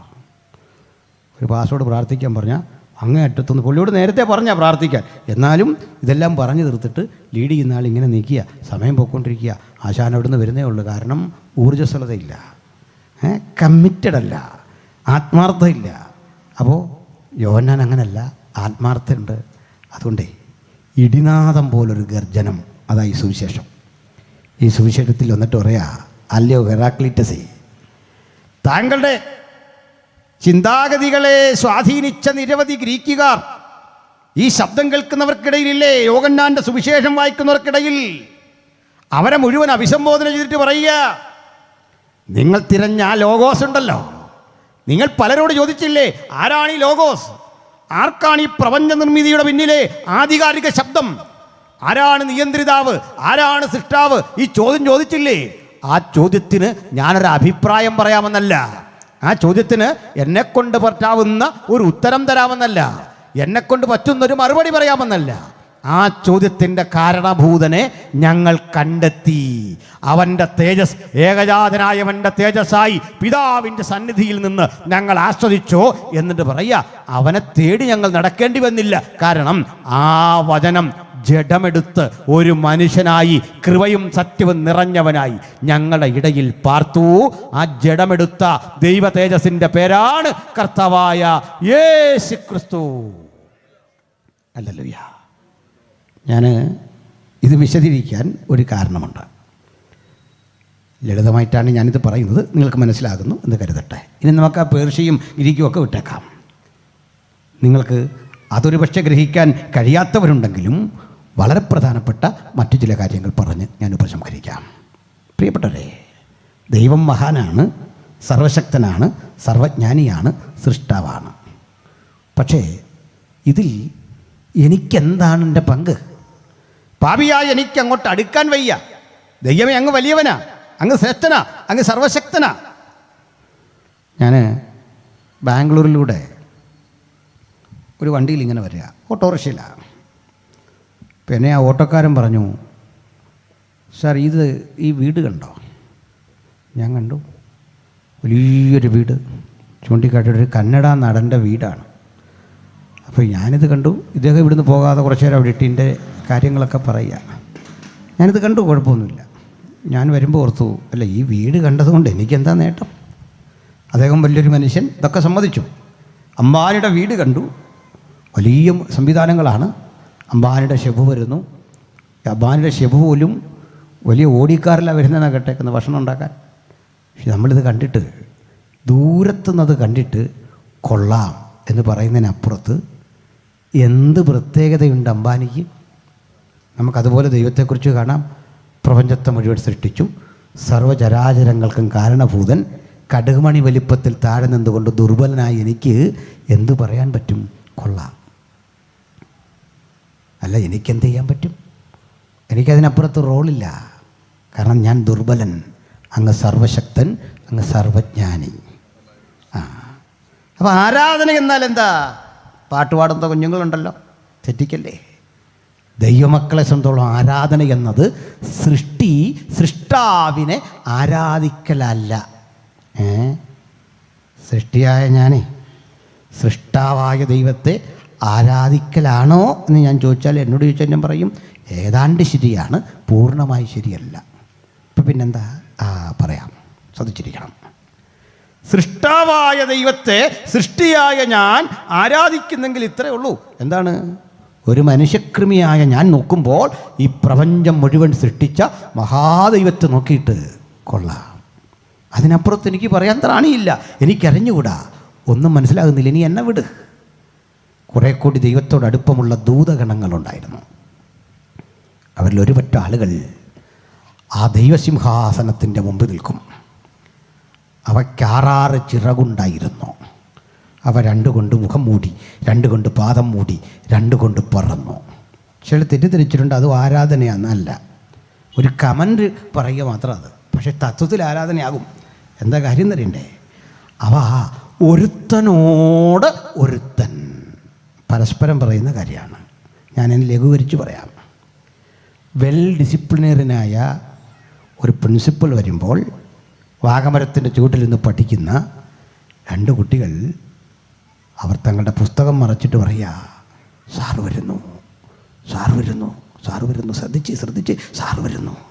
ഈ ഭയമാണ് അവിടെ പ്രതിഫലിക്കുന്നത്. കാണാൻ വയ്യ. മുഖം മറച്ചിട്ട്, പുസ്തകം കൊണ്ട് മുഖം മറച്ചിട്ട് കൂട്ടുകാരിയോട് പറയുക, ഇതാ സാറ് വരുന്നു, എഴുന്നേറ്റ് നിൽക്ക്, മാറുക, ശ്രദ്ധിക്കുക. ഇതാണ് അവിടെ സംഭവിക്കുന്നത്. പക്ഷെ അവ ആർക്കുന്ന ആ ഇരമ്പൽ കൊണ്ട് പ്രപഞ്ചം കിടുങ്ങുന്ന കാഴ്ചയാണ് കണ്ടത്. നോക്കണേ, ഒരു കൂട്ടം ദൂതഗണങ്ങൾ ഇങ്ങനെ ചെയ്യുമ്പോൾ മറ്റൊരു കൂട്ടർ അങ്ങോട്ടല്ല നോക്കുന്നത്. അവ ഈ പ്രപഞ്ചത്തിൻ്റെ വിന്യാസം, അതിൻ്റെ താളം, ഇതാ ഒഴുകുന്ന മഹാസമുദ്രത്തെ, ആർത്തലയ്ക്കുന്ന തിരമാലകളെ, അല്ലെങ്കിൽ സ്വന്തം ഭ്രമണപഥത്തിലൂടെ സഞ്ചരിച്ചു കൊണ്ടിരിക്കുന്ന കോടാനുകോടി ഗോളങ്ങളെ കണ്ടിട്ട് അവയുടെ കമൻ്റ് കേട്ടില്ലേ? മുഴുപ്രപഞ്ചവും അവൻ്റെ മഹത്വം കൊണ്ട് നിറഞ്ഞിരിക്കുന്നു. ഒരു കൂട്ടർ പറയും അങ്ങ് പരിശുദ്ധൻ പരിശുദ്ധൻ പരിശുദ്ധൻ. ഒരു കൂട്ടർ പറയും മുഴുപ്രപഞ്ചവും മുഴു ലോകവും അവിടുത്തെ മഹത്വം കൊണ്ട് നിറഞ്ഞിരിക്കുന്നു. എന്നോട് ചോദിച്ചാൽ ഞാൻ പറയും, ഇത് രണ്ടും കൊണ്ടാണോ താങ്കൾ ദൈവത്തെ ആരാധിക്കുന്നത്? ഞാൻ പറയും ഇതൊരു ചെറിയ കാരണമാണ് എന്നെ സംബന്ധിച്ചോളം. അതിലും വലിയ കാരണമുണ്ട്, പറയാം, വ്യക്തമാക്കി തരാം. ശ്രദ്ധിക്കണേ പ്രിയപ്പെട്ടവരെ. ഇനിയൊരു ചോദ്യം. ആ മഹാദൈവം സർവശക്തനായി, സർവജ്ഞാനിയായി, സർവവ്യാപിയായ ആ ദൈവം നിങ്ങളോട് ഇന്ന് പറയുകയാണ്, ഞാൻ ഇന്ന് നിങ്ങളുടെ വീട്ടിലേക്ക് വരികയാണ്. ബിജു പാസ്റ്ററോട് ചോദിച്ചു, അങ്ങോട്ട് വരട്ടെ. ബിജു പാസ്റ്റർ അങ്ങനെ പ്രതികരിക്കുന്ന രീതിയില്ല. എന്നോട് ചോദിച്ചാൽ ഞാൻ പറയും അത് എനിക്ക് പറ്റിയല്ല. എന്താ? എനിക്ക് നിന്നെ പേടിയാ, എൻ്റെ ഭാര്യയ്ക്ക് പേടിയാ, മക്കൾക്ക് പേടിയാ. എന്താ കാര്യം? നീ മുഴുപ്രപഞ്ചത്തിൻ്റെ ഈ നാഥൻ. എനിക്ക് ഭയമാണ് നിന്നെ. ഭയം നിമിത്തം എൻ്റെ സ്വകാര്യത നഷ്ടപ്പെടുന്നു. എനിക്ക് സംസാരിക്കാൻ വയ്യ, ഫുഡ് കഴിക്കാൻ വയ്യ, അഭിപ്രായ പ്രകടനം നടത്താൻ വയ്യ. ഇതാ ദൈവം. എന്നാൽ ഇതേ ദൈവം അങ്ങനെയാണെങ്കിൽ യേശുക്രിസ്തു നമ്മളോട് പറയുക, ഞാൻ ഇന്ന് വരിക നിങ്ങളുടെ കൂടെ. നമ്മളെന്ത് പറയും? നമ്മളാരും വിടുകയല്ല, പോരാൻ പറയും. നമുക്ക് പേടിയില്ല. എന്താ കാര്യം? അതാ പറഞ്ഞേ, ഏകജാതനായ പുത്രൻ പിതാവിനെ വെളിപ്പെടുത്തി ഇങ്ങനെ വെളിപ്പെടുത്തിയേ. കണ്ണടച്ചപ്പോൾ കിട്ടിയ വെളിപ്പാടല്ല, എൻ്റെ കൂടെ വന്ന് എനിക്കൊപ്പം ജീവിക്കത്തക്ക വിധത്തിലേക്ക് സ്വന്തം പുത്രൻ്റെ വ്യക്തിത്വം ചുരുങ്ങി പരിമിതപ്പെട്ട് ഇവിടെ വന്നപ്പോൾ എനിക്ക് ഭയം മാറി. എനിക്ക് ക്രിസ്തുവിനോടുള്ളത് ആലിംഗനബദ്ധമായ പ്രണയം, ആർക്കും വിട്ടുകൊടുക്കാത്ത ആ പ്രണയം കൊണ്ട് ആ വിലാപ്പുറം ചാരി യോഹന്നാൻ ഇരുന്നത്. അതിൻ്റെ അർത്ഥം എന്താണെന്നറിയണ്ടേ? മുഴു പ്രപഞ്ചത്തിൻ്റെയും കാരണഭൂതനായവൻ കാലത്തിൻ്റെ തികവിങ്കൽ സ്വന്തം പുത്രനെ നമ്മുടെ മധ്യത്തിലേക്ക് അയച്ചു തന്നപ്പോൾ ഞങ്ങൾ അവൻ്റെ മഹിമ കണ്ടു. ആ മഹിമ ഒരു തേജസ്സോ വെളിച്ചമൊന്നും അല്ല, ഒരു വെട്ടമോ. ഏതാണ്ട് നമ്മളിന്ന് ഈ ചിത്രങ്ങളിലൊക്കെ ഈ ദൈവങ്ങൾ ഒക്കെ ആയി ആക്ട് ചെയ്യുന്ന മനുഷ്യരും ആൾക്കാരും ഒക്കെ ഉണ്ടല്ലോ, അവരുടെ ചുറ്റും ഈ ഫോട്ടോഷോപ്പ് പഠിച്ച പിള്ളേർ ഒരു കാരുണ്യം കൊണ്ട് ഒരു പ്രഭാവലയൊക്കെ കിട്ടും, നമ്മുടെ മുമ്പിൽ ഇട്ടാലും കിട്ടും. അതാ സത്യം. പക്ഷേ യേശുവിൻ്റെ കൂടെ, യേശുവിൻ്റെ മുഖത്തിന് ചുറ്റും പാലസ്തീൻ വഴി സന്ദർശിച്ചപ്പോൾ കലണ്ടറിൽ കാണുന്ന പോലെ ഈ മഞ്ഞ വെളിച്ചം ഉണ്ടല്ലോ, ഇതുണ്ടായിരുന്നോ? ഇല്ല. ധൈര്യമായിട്ടിരുന്നോ? എന്താ കാര്യം? ഈ വെളിച്ചം കൊണ്ട് ആരെങ്കിലും യേശുവിനെ അറസ്റ്റ് ചെയ്യാൻ പറ്റുമോ? ഈ വെളിച്ചം കൊണ്ട് ആരെങ്കിലും തല്ലുവോ? ഈ വെളിച്ചം കൊണ്ട് കുരിശടിപ്പിക്കുമോ? അറസ്റ്റ് ചെയ്യാൻ വരുന്ന രാത്രി പറയുക യേശു ആരാ, ശിഷ്യനാരാ, നാം എങ്ങനെ അറിയും എന്ന ആശങ്ക വരുമോ? ഇല്ല. ശിഷ്യന്മാരിലൊരുവനെ പോലെ, നിങ്ങളെപ്പോലെ, എന്നെപ്പോലായിരുന്നു അവിടുന്ന്. ഒരു വ്യത്യാസമില്ല. ഒരു സാധാരണ മനുഷ്യൻ അങ്ങനെയാണ് വന്നേ. അപ്പോഴേ അടുത്തൊരു വിഷയം, ഞങ്ങൾ ഈ ത്രിയേകത്വമൊക്കെ പഠിപ്പിക്കുമ്പോൾ ആൾക്കാർക്ക് സംശയമുണ്ട്. സംശയം വേണ്ട. എന്താ കാര്യം? ദൈവത്തോട് എനിക്ക് ബഹുമാനമാണ്, പിതാവിനോട്. പുത്രനോട് എനിക്ക് സ്നേഹമാണ്. പരിശുദ്ധാത്മാവ് അവിടുത്തെ ജോലി എന്താണെന്നറിയണ്ടേ? എൻ്റെ മെൻ്ററാണ്. എന്നെ നടക്കേണ്ടുന്ന വഴി കാണിച്ചു തരുന്ന, ആലോചന പറഞ്ഞു തരുന്ന ദിവ്യാനുഭവമാണ് ദൈവത്തിൻ്റെ പരിശുദ്ധാത്മാവ്. പിതാവിനും പുത്രനും പരിശുദ്ധാത്മാവിനും സ്തുതിയർപ്പിക്കുമ്പോൾ ദൈവത്തിൻ്റെ മക്കൾ മനസ്സിലാക്കേണ്ടത് ആ ദൈവകൃപയുടെ ആഴമെന്ന് പറയുന്നത് അത്തരത്തിൽ പിതാവും പുത്രനും പരിശുദ്ധാത്മാവിനെയും ഒരുമിച്ച് ഭക്തൻ ആസ്വദിക്കുമ്പോഴാണ്. ഞാനതിലേക്കാണ് വരുന്നത്, ശ്രദ്ധിക്കണേ. അപ്പോൾ ആളുകൾ സാധാരണ ചോദിക്കുന്ന ഒരു ചോദ്യമുണ്ട്. ക്രൂശിൽ കിടന്ന് യേശു കരഞ്ഞു, ഭക്ഷണം കഴിച്ചു, പിന്നെ അതിന് മുമ്പ് വെള്ളം കുടിച്ചു, തല്ലുകൊണ്ടു, പീഡ സഹിച്ചു.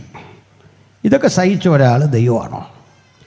ക്രൂശിൽ നിന്ന് സ്വയം രക്ഷപ്പെടാൻ കഴിയാത്ത ഒരാൾ ദൈവമാണോ? അതെങ്ങനെ ശരിയാകും? ഈ ചോദ്യം അഭിമുഖീകരിച്ച കുഞ്ഞുങ്ങളുണ്ടെങ്കിൽ ഇതാ ഉത്തരം പിടിച്ചു.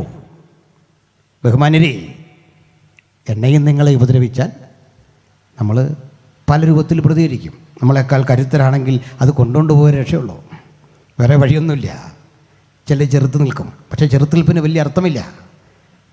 കരഞ്ഞു പോകും മനുഷ്യൻ, വിശന്നാൽ മനുഷ്യൻ ആഹാരത്തിന് വേണ്ടി ആഗ്രഹിക്കും. പക്ഷെ ദൈവം ഇതൊക്കെ.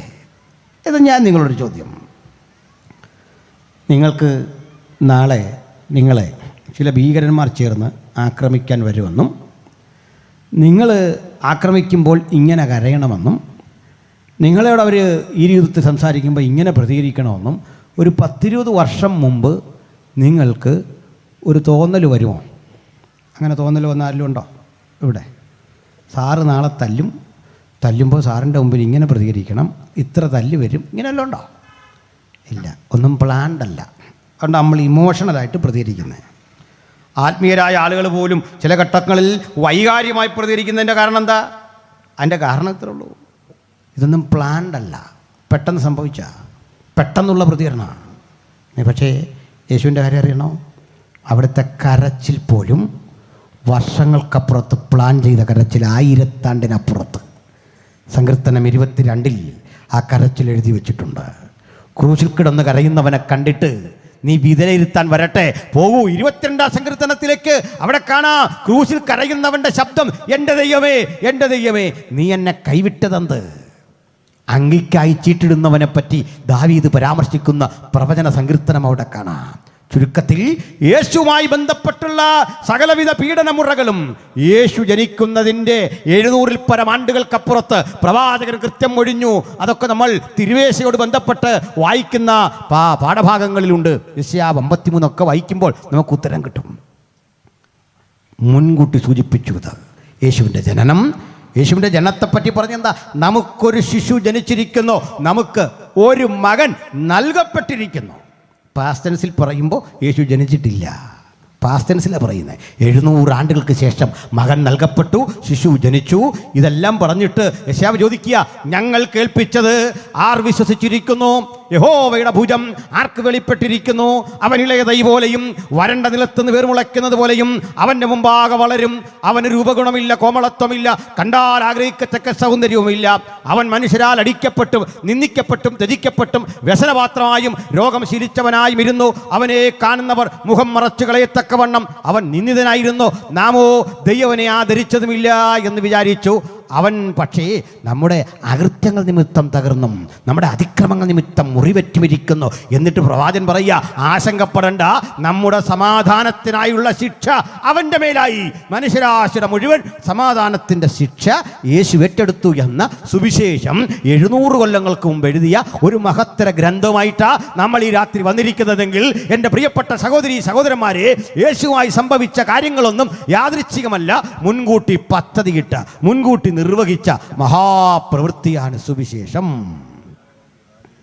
അതുകൊണ്ടാ പിതാവിൻ്റെ തേജസ് ഞങ്ങൾ യേശുവിൽ കണ്ടു എന്ന് പറയുന്നത് വാസ്തവത്തിൽ എന്താ? പറയാം. ഒരു പ്രമുഖനായ മനുഷ്യൻ നമ്മോട് വളരെ ലളിതമായി ഇടപെടുന്നു എന്ന് വിചാരിക്കുക. ഒരിക്കലൊരു പാർക്കിൽ ഒരു മനുഷ്യൻ വന്ന് ഇങ്ങനെ ഇരിക്കുക. അദ്ദേഹത്തിൻ്റെ ബാഗൊക്കെ എടുത്തുകൊണ്ട് അവിടേക്ക് മറ്റൊരു മനുഷ്യനും വന്നിരുന്നു. ഇയാളുടെ കൂട്ടുകാരനെ കൂടെ ആ ബെഞ്ചിലിരുത്തണം. അതുകൊണ്ട് ആദ്യം ഇരിക്കുന്ന മനുഷ്യൻ്റെ ബാഗ് ഇങ്ങനെ തള്ളി തള്ളി തള്ളി തള്ളി ഈ മനുഷ്യനെ കൊണ്ട് അങ്ങേ അറ്റത്താക്കി. ചില ആളുകൾ അങ്ങനെ നല്ല വിദഗ്ധന്മാരുണ്ടല്ലോ, പതുക്കെ പതുക്കെ പതുക്കെ ഈ ട്രെയിനിലൊക്കെ ഇരിക്കുമ്പോൾ കണ്ടില്ല, ഇങ്ങനെ തള്ളി തള്ളി തള്ളി തള്ളി കൂട്ടുകാർ വേണ്ടപ്പെട്ടവരെല്ലാം ഇങ്ങനെ ഇരുത്തി അങ്ങ് തള്ളി. അപ്പോൾ ഈ മനുഷ്യൻ ഇദ്ദേഹത്തെ ഗൗരവത്തിലൊന്ന് നോക്കി, പുഞ്ചിരിയോടെ നോക്കി, ഇയാൾ എന്തായി ചെയ്യുന്നതെന്ന്. പുഞ്ചിരിയോടെ നോക്കിയപ്പോൾ ഇയാൾക്ക് സഹിക്കാൻ വിചാരിച്ചു, താനെന്താ നോക്കുന്നത്? ഇത്രയും ചെയ്തും പോരാ, അങ്ങോട്ട് ചോദിക്കുക, എന്നാ നോക്കുന്നത്? അടുത്ത ഒരാളെ കൊണ്ടിരുത്തി. എന്നിട്ട് ലാശ് പറഞ്ഞു, കൂടുതൽ കളിക്കരുത്. എല്ലാം കഴിഞ്ഞ് ഇദ്ദേഹം ഇരിക്കാനിടയില്ല, ഈ ബാഗൊക്കെ ആയിട്ട് ഇങ്ങനെ മാറി അങ്ങ് നിന്നു. നിൽക്കുമ്പോൾ അതുവഴി വേറെ കുറേ കുട്ടികൾ വരുന്നു. ഈ നിൽക്കുന്ന മനുഷ്യനെ കണ്ടിട്ട് കുറേ കുട്ടികൾ ഓടി വന്നിട്ടുണ്ട്, സാർ ഒരു ഓട്ടോഗ്രാഫ്. അദ്ദേഹം എല്ലാവർക്കും ഓട്ടോഗ്രാഫ് കൊടുത്തു, ഒപ്പിട്ടു, ശാന്തനായിട്ട് നിൽക്കുകയാണ്. അപ്പോൾ ഈ തള്ളി താഴേക്കിടാൻ ശ്രമിച്ച മനുഷ്യന് ഇദ്ദേഹം ആരാന്നൊന്ന് അറിഞ്ഞാൽ കൊള്ളാം. ഇത് മനസ്സിലാക്കിയിട്ട് ഇയാൾ തൻ്റെ പോക്കറ്റിൽ നിന്ന് അദ്ദേഹത്തിൻ്റെ വിസിറ്റിംഗ് കാർഡ് കൊടുത്തിട്ട് വണ്ടി കയറി അങ്ങ് പോയി. നോക്കുമ്പോൾ ലോക ബോക്സിംഗ് ചാമ്പ്യൻ, മനസ്സിലായില്ലേ? ബോക്സിംഗ് ചാമ്പ്യനാണ്, ലോകത്തറിയപ്പെടുന്നൊരു ബോക്സിംഗ് ചാമ്പ്യനാണ്. ഒരു തള്ളിയപ്പോൾ താഴെ വീണ്. എന്താണ് ഇങ്ങേര് തള്ളിയപ്പോൾ ഇയാൾ വീണേ അല്ലെങ്കിൽ കീഴടങ്ങിയെന്നറിയോ? അതൊരു തരം ജയമാണ്. പിടികിട്ടിയോ? ക്രൂശിക്കപ്പെട്ടതൊരു ജയമാണെന്ന്. എന്താ കാര്യം? ആ ജഗത്തിൻ്റെ തത്വം അറിയുമോ? നിൻ്റെ മുമ്പിൽ കീഴടങ്ങുന്നതിൻ്റെ കാരണം ഇതിലും കരുത്തനെ മലർത്തിയടിച്ച ജയം നിൻ്റെ അടുത്ത് പ്രയോഗിച്ചാൽ നീ ബാക്കി കാണൂല്ലതാ. ആ വിരൽ മതി, ആ വിരൽ കൊണ്ട് തള്ളിയാൽ മതി, നീ താഴെ വീഴും. ഗെസ്സമനയിൽ കരയുന്നവനെ കണ്ട് ഒരു നിഗമനത്തിലെത്താൻ വരട്ടെ. ആ പൊട്ടിക്കരയുന്നവൻ അവിടെ നിന്ന് പൊട്ടിക്കരഞ്ഞിട്ട് അല്പം കഴിഞ്ഞ് അറസ്റ്റ് ചെയ്യാൻ വേണ്ടി ആളുകൾ ഓടി വരുമ്പോൾ ഒരു ചോദ്യം, ആരെയാ നിങ്ങൾ തിരയുന്നത്? നസ്രയനായ യേശുവിനെ. അത് ഞാനാ. ആ ചങ്കുറപ്പിൻ്റെ പേരാ സുവിശേഷം. ഈ രാത്രി ശത്രുവിൻ്റെ മുമ്പിലും നെഞ്ചു വിരിച്ചു കൊടുക്കുന്ന ആ കരുത്തൻ്റെ പേരാ കർത്താവായ യേശു ക്രിസ്തു. അതുകൊണ്ട് അവൻ കരഞ്ഞത് ആർക്ക് വേണ്ടിയാ? മനുഷ്യജാതിയുടെ പാപത്തിൻ്റെ പരിഹാരത്തിന് വേണ്ടി. ക്രൂശിൽ പിടഞ്ഞവൻ കരഞ്ഞത് എന്തിനു വേണ്ടിയാ? എന്നെ രക്ഷിക്കാൻ, എന്നെ കരുതുവാൻ, എന്നെ സ്നേഹിക്കുവാൻ. സ്തോത്രം. പ്രിയരേ, ഇത് മറ്റൊരാംഗിൾ കൂടി ഞാനൊന്ന് വിശദീകരിച്ച് നിർത്താം. യോഹന്നാൻ ജീവിതത്തിൻ്റെ ഒട്ടേറെ പ്രതിസന്ധി ഘട്ടങ്ങളിൽ യേശുവിനൊപ്പം നിന്ന ആളാണ്. ഞാൻ ഓർക്കാറുണ്ട്, അദ്ദേഹത്തിൻ്റെ ആത്മസംയമനം എത്ര വലുതാണ്. അദ്ദേഹം ഒരു കാഴ്ച കണ്ടു, മറ്റീശന്മാർക്കാർക്കും കാണാൻ പറ്റാത്ത ഒരു കാഴ്ച. യേശു ക്രൂശിക്കപ്പെടുന്ന ആ നിമിഷം. ഏതായാലും അത് ഭീകരമാണ്. ആ ക്രൂശ് മരണത്തിൻ്റെ ഭീകരത വിവരിക്കാൻ കഴിയുന്നതിനപ്പുറത്താണ്. ഞാനതിൽ ഒന്ന് രണ്ട് കാര്യങ്ങളൊന്ന് പറയട്ടെ. നിങ്ങൾ പലരും കണ്ടു പഠിച്ച ശീലിച്ച ക്രൂശിൽ നിന്ന് വ്യത്യസ്തമാണ് യഥാർത്ഥ ക്രൂശ്. കഷ്ടാനുഭവ ആഴ്ചയിൽ തോളിൽ വെച്ചുകൊണ്ട് നമ്മുടെ സഹോദരന്മാർ പോകുന്ന ഒത്തിരി നല്ല പോളിഷ് ചെയ്ത ചിന്തയിലിട്ട സാധനമൊന്നുമല്ല. യഥാർത്ഥ ക്രൂശ്. അത് കറുത്തൊരു തടി കഷ്ണ, ഒറ്റ തടി ചുമന്നാൽ മതി. ഈ 2 തടി ഇങ്ങനെ വിലങ്ങനെ വെച്ച് കൊണ്ടുപോകുന്ന സിസ്റ്റം ഇല്ല. അതിൻ്റെ ആ സ്റ്റെം ഉണ്ടല്ലോ, ആ കാണ്ഡം, അതെടുക്കണ്ട, അതെടുക്കാൻ പറ്റില്ല. നമ്മുടെയൊക്കെ ഈ മനസ്സിൽ മശികാ ചരിത്രവും പാഷൻ ഓഫ് ദി ക്രൈസ്റ്റുമൊക്കെ സൃഷ്ടിച്ച ഒരു സംഭവം ചരിത്രവിരുദ്ധമാണ്. ഈ ഒറ്റത്തടി, വിലങ്ങനെയുള്ള ഒറ്റത്തടി തോളിൽ വെച്ച് കയറ് വെച്ച് കെട്ടുക, ഇങ്ങനെ കൊണ്ടുപോകുന്നത്. ഇനി ഈ തടിയുടെ പേര് പാറ്റീബുലം എന്നാണ്. പാറ്റീബുലം, വിലങ്ങൻ തടിക്ക് നേരെ വെക്കുന്നതിന് സിംപ്ലക്സ് എന്നാണ് പറയുക. ഈ തടിയും കൊണ്ടുപോകണം. അവിടെ ചെന്ന് കഴിഞ്ഞാൽ ഉടൻ അപ്പോത്തിക്കരി എന്നറിയപ്പെടുന്ന ഒരു ഫിഷഗ്വരൻ, ഒരു വൈദ്യൻ വന്നിട്ട് ക്രൂശിക്കപ്പെടേണ്ടവൻ്റെ കൈ പിടിച്ചിട്ട് ആണി ഇറക്കേണ്ട സ്ഥലം അടയാളപ്പെടുത്തും. അത് ഈ കൈവെള്ളയിലൊന്നും അല്ല. ചില ഈ വെളിപ്പാട് കണ്ടാൽ വെളിപ്പാട് കറക്റ്റാണോ എന്നറിയാൻ ക്രൂശിക്കപ്പെടുന്നെ കണ്ടു എന്ന് പറഞ്ഞാൽ മിക്കവാറും കാണുന്ന ഇവിടെയാണെങ്കിൽ ഓർത്തണം ഡ്യൂപ്ലിക്കേറ്റാണ്, അവിടെ അല്ല. ഇവിടെയാണ്. റിസ്റ്റ് എന്ന് പറയുന്ന ഈ ഭാഗത്താണ്. മലയാളത്തിൽ മണിബന്ധം എന്ന് പറയും ഈ ഭാഗത്തിന്. എന്താണെന്നറിയണ്ടേ, ഈ ഞരമ്പ് കെട്ടുകൾ വന്ന് പിണഞ്ഞു കിടക്കുന്ന സ്ഥലമാണ്. അപ്പോൾ ഇവിടെ ഫിഷഗ്വരൻ കറുത്ത മഷിക്കൊരു അടയാളപ്പെടുത്തും. അപ്പൂത്തിക്കരി ചതുരവടിവുള്ള 4 ഇഞ്ച് ആണി കൊണ്ട് ചതുരവടിവുള്ള ആണി അതിൻ്റെ അറ്റം കൂർത്തിരിക്കും. അത് കുത്തി ഇറക്കുകയാണ്. കുത്തി ഇറക്കിയിട്ട് തടിയെ വരുമ്പോഴാണ് ചുറ്റേക്ക് ഇങ്ങനെ അടിക്കുന്നത്. ആദ്യം ചോര ചീറ്റി വരും, പിന്നെ സ്വാഭാവികമായിട്ട് ഇവിടെ അങ്ങ് അടയും. രക്തം പോയി കഴിഞ്ഞ് ഇതങ്ങ് അടയും. കൈകാലുകൾ മുഴുവൻ സ്തംഭിച്ച് കിടക്കുന്ന ഘട്ടത്തിൽ ഒരു കാര്യമുണ്ട്, ഈ മനുഷ്യന് ശ്വാസമെടുക്കാൻ പറ്റില്ല. കാരണം ഈ ഹൃദയധമനിക്കുള്ളിലേക്ക് അശുദ്ധ രക്തത്തെ വേർതിരിക്കുന്ന ആ പ്രക്രിയ നടക്കാൻ പറ്റാതെ വരുമ്പോൾ, ആവശ്യത്തിന് ഓക്സിജൻ കിട്ടാതെ വരുമ്പോൾ വൻതോതിൽ കാർബൺ ഡയോക്സൈഡ് ശരീരത്തിൽ ഡെപ്പോസിറ്റ് ചെയ്യും. വെളുത്ത് സുമുഖനായ സുന്ദരനായ മനുഷ്യനും കറുത്ത് കരിവാളിച്ചൊരു ഭീകരകോലമാകും. കണ്ണ് തുറന്നിരിക്കുന്ന കണ്ണ് അടയ്ക്കാൻ വയ്യ, അടച്ച കണ്ണ് തുറക്കാൻ വയ്യ, സെൻസേഷനൊക്കെ നഷ്ടപ്പെടുമെന്ന് മനസ്സിലായില്ലേ? കണ്ണടക്കണേ, കൺപോളെ അടയ്ക്കണമെങ്കിലേ ഈ ബ്രെയിൻ കൊടുക്കുന്ന സജഷൻ സ്വീകരിക്കാൻ പറ്റില്ല. കാരണം വെയിനൊക്കെ നശിച്ചു. അല്ലാത്തൊരവസ്ഥയാണ്. ഏറ്റവും വലിയ ഭീകരത മരണം പെട്ടെന്നിട്ട് കിട്ടത്തില്ല. അതാണ് ആ കിടപ്പങ്ങനെ കിടക്കും. 7 ദിവസം വരെ ഇങ്ങനെ ക്രൂശിൽ കിടന്നവൻ്റെ ചരിത്രം റോമൻ ചരിത്രത്തിലുണ്ട്. ഈ രൂപത്തിൽ മരിക്കാതെ. രാത്രിയിലെ കനത്ത തണുപ്പ്, പകലിലെ കൊടിയ ചൂട്. എൻ്റെ നടുവിൽ ഒരു കൊതു ഏതെങ്കിലും പ്രാണി വന്ന് കണ്ണിൻ്റെ മുമ്പിൽ നിന്നാൽ കണ്ണൊന്നടയ്ക്കാൻ പോലും ത്രാണിയില്ല, തോള് പൊക്കാൻ വയ്യ. കാരണം ഈ ശരീരം ഇടത്തോട്ടാണ് തല ചായുന്നത്. നമ്മൾ ഈ ശ്വസിക്കുന്ന ഹൃദയവുമായി ബന്ധപ്പെട്ട ഈ ഭാഗങ്ങളൊക്കെ ഞരമ്പുകളെല്ലാം കെട്ടുപിണഞ്ഞ് കിടക്കും, സ്തംഭിച്ചൂട്ടി കിടക്കുകയാണ്. ഈ കിടപ്പ് കിടക്കുന്ന ആ രംഗത്ത് കാക്കകൾ, കഴുകന്മാർ കൊത്താനെടുത്ത് വരും. ഇത്ര ഭീകരമാണ് ക്രൂശ്. ആ കിടപ്പത്തിൽ തലയിലൊരു മുൾക്കിരീടം കൂടിയുണ്ട്. യേശുവിൻ്റെ അടി കൊടുത്തു ചാട്ടവാറ് കൊണ്ട്. 40 അടി അടിക്കുന്ന പോലും പ്രത്യേക പ്ലാൻ ചെയ്ത് അടിയാ. ആദ്യത്തെ 5 അടി നെടുക കൊടുത്താൽ അടുത്ത 5 അടി കുറുകെ കൊടുക്കും. അടിച്ചവൻ വിശ്രമത്തിന് മാറും. ഇങ്ങനെയൊക്കെയാണ് എൻ്റെ നടപടിക്രമം. പ്രിയരെ, പുറകുഴവുചാലു പോലെ കീറുന്ന ഭീകരമായ ആ അടിയുടെ തീഷ്ണമായ പാടുകൾ ഏറ്റുവാങ്ങി ക്രൂശിൽ ഇങ്ങനെ കിടക്കുമ്പോൾ തൊട്ട് മുമ്പിൽ യോഹന്നാനെ കണ്ടു. യോഹന്നാൻ യേശുവിനെയും കണ്ടു. അവർ തമ്മിൽ ഇങ്ങനെ കാണുമ്പോൾ കുറേ പാവം സ്ത്രീകളും അതിൻ്റെ മുമ്പ് നിൽപ്പുണ്ട്. എനിക്കൊരു കാര്യം മനസ്സിലായി. അപ്പം തിന്നവനും തെരുവോരങ്ങളെ സ്തംഭിപ്പിച്ച് ജാഥ നടത്തിയ ആളുകളുണ്ടെന്ന് കഴിഞ്ഞ ആഴ്ച യേശുവിന് വേണ്ടി കഴുതക്കുട്ടിയുടെ പുറത്ത് യേശു യെരുശലേമിലേക്ക് പ്രവേശനം നടത്തുമ്പോൾ കൂടെ വന്ന വലിയ ജനാവലിയുണ്ട്. ഇങ്ങനെ വലിയ ജനാവലികൾ, അപ്പം ഭക്ഷിച്ച മനുഷ്യരും ക്രൂശിക്കപ്പെട്ടവനെ കാണാനില്ല. ജനിച്ചവനെ കാത്ത് മാഗികളെന്നറിയപ്പെടുന്ന പേർഷ്യൻ മതക്കാരുടെ പ്രതിനിധികൾ പോലും ഓടിയെത്തി. പക്ഷേ ഈ ക്രൂശിക്കപ്പെട്ടവനെ കാണാൻ അധികം പേരില്ല. എൻ്റെ സ്നേഹിത, താങ്കൾ എന്തിനാ ഇവിടെ വന്നേ? 5 അപ്പം കൊണ്ട് 5000 കൊടുത്തവനെ കാണാനോ? കടലിൻ മീതെ നടക്കുന്നവനെ കണ്ടിട്ട് ആർപ്പ് വിളിക്കാനോ? കുഷ്ഠരോഗിയെ സുഖപ്പെടുത്തുന്നവനെ കണ്ടിട്ട് അവന് ഹല്ലേലൂയ പറയാനോ ഹോസന്ന പാടാനോ? അതാ സൃഷ്ടിയും സൃഷ്ടാവും തമ്മിലുള്ള അത്ഭുതങ്ങൾ കണ്ടു കഴിയുമ്പോഴുള്ള പ്രപഞ്ച സൃഷ്ടിയെക്കുറിച്ചുള്ള വിസ്മയം കണ്ടു കഴിയുമ്പോൾ ഉള്ളിൽ തോന്നുന്ന തോന്നലാണെങ്കിൽ ക്രൂശിക്കപ്പെട്ടവനെ കാണാൻ അധികം പേരില്ല. എന്താ കാര്യം? ദൈവസ്നേഹം കനീഭവിച്ച് മനുഷ്യരൂപത്തിൽ ഉറഞ്ഞ് എൻ്റെ മുമ്പിൽ നിൽക്കുമ്പോൾ എനിക്ക് സൃഷ്ടാവെന്നതിനപ്പുറത്ത് ഇതെൻ്റെ കാന്തനാണ്, എൻ്റെ സകലതും അവനിലാണ്, അവൻ എന്നിലാണ് എന്ന ബോധത്തോടെ ക്രൂശിൻ്റെ ചുവട്ടിൽ നിന്ന് വിട്ടുപിരിയാൻ കഴിയാത്ത ബാന്ധവം, സുദൃഢമായ ആ ബന്ധം. ഇന്ന് ആ ബന്ധം നിൻ്റെ ഹൃദയത്തിൽ അങ്കുരിച്ചെങ്കിൽ 2000 ആണ്ടായി ക്രിസ്ത്യാനിറ്റി അനുഭവിക്കുന്ന ആത്മീയ സുഖം ആ ക്രൂശിക്കപ്പെട്ടവൻ്റെ പുണ്യാഹ രക്തത്തിൻ്റെ ശക്തി ചൈതന്യങ്ങളുടെ പേരിലാണ്. ആ രക്തത്തിൻ്റെ ശക്തി കൂടാതെ ഒരാളെങ്കിലും ഇന്ന് രാത്രി ഇവിടെ ഉണ്ടെങ്കിൽ ഇപ്പോഴാകുന്നു സുപ്രസാദ കാലം, ഇപ്പോഴാകുന്നു രക്ഷാ ദിവസം. അവൻ്റെ രക്തത്തിൽ നമുക്ക് അതിക്രമങ്ങളുടെ മോചനം എന്ന വീണ്ടെടുപ്പുണ്ട്. അതുകൊണ്ട് ജഡമെടുത്തു വന്നവൻ നമുക്കായി ക്രൂശിതനായപ്പോൾ ആ രക്തത്തിൽ അഭയം പ്രാപിച്ച് ഒരു പുതുജീവിതത്തെ കരഗതമാക്കാൻ ഈ വചനം കേൾക്കുന്ന ഇവർക്കും അത്യുന്നതൻ സംഗതിയാകട്ടെ.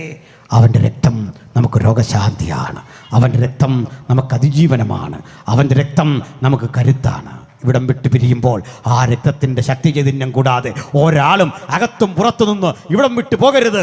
ഈ രക്തം നിനക്ക് വിജയമാണ്, ഈ രക്തം നിന്റെ പാപത്തിന് പരിഹാരമാണ്, ഈ രക്തം ജീവിത തോൽവികളുടെ മീതെ കുതിച്ചു വരുവാൻ ഒരു പുത്തൻ അഭിഷേകമാണ്. ഈ ബലം, ഈ ചൈതന്യം, ഈ ശക്തി ഇവിടെ ഇരിക്കുന്ന ഓരോരുത്തരിലും വ്യാപരിക്കട്ടെ.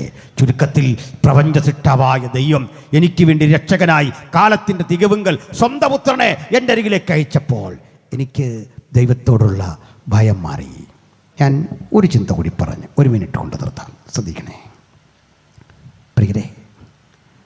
ഞാൻ പറഞ്ഞു, ഈ സൃഷ്ടാവായ ദൈവം എനിക്ക് ബഹുമാനത്തിന് കാരണഭൂതനാണ്. ഞാനതിന് ഒരല്പം ഭയത്തോടൊരു ഉദാഹരണം പറഞ്ഞ് നിർത്താം. ബഹുമാനപ്പെട്ട സണ്ണി സാറ് ഇവിടെ ഉണ്ട്. അദ്ദേഹത്തിന് എൻ്റെ മക്കൾ, വിശേഷിച്ച ആൺകുട്ടികൾ,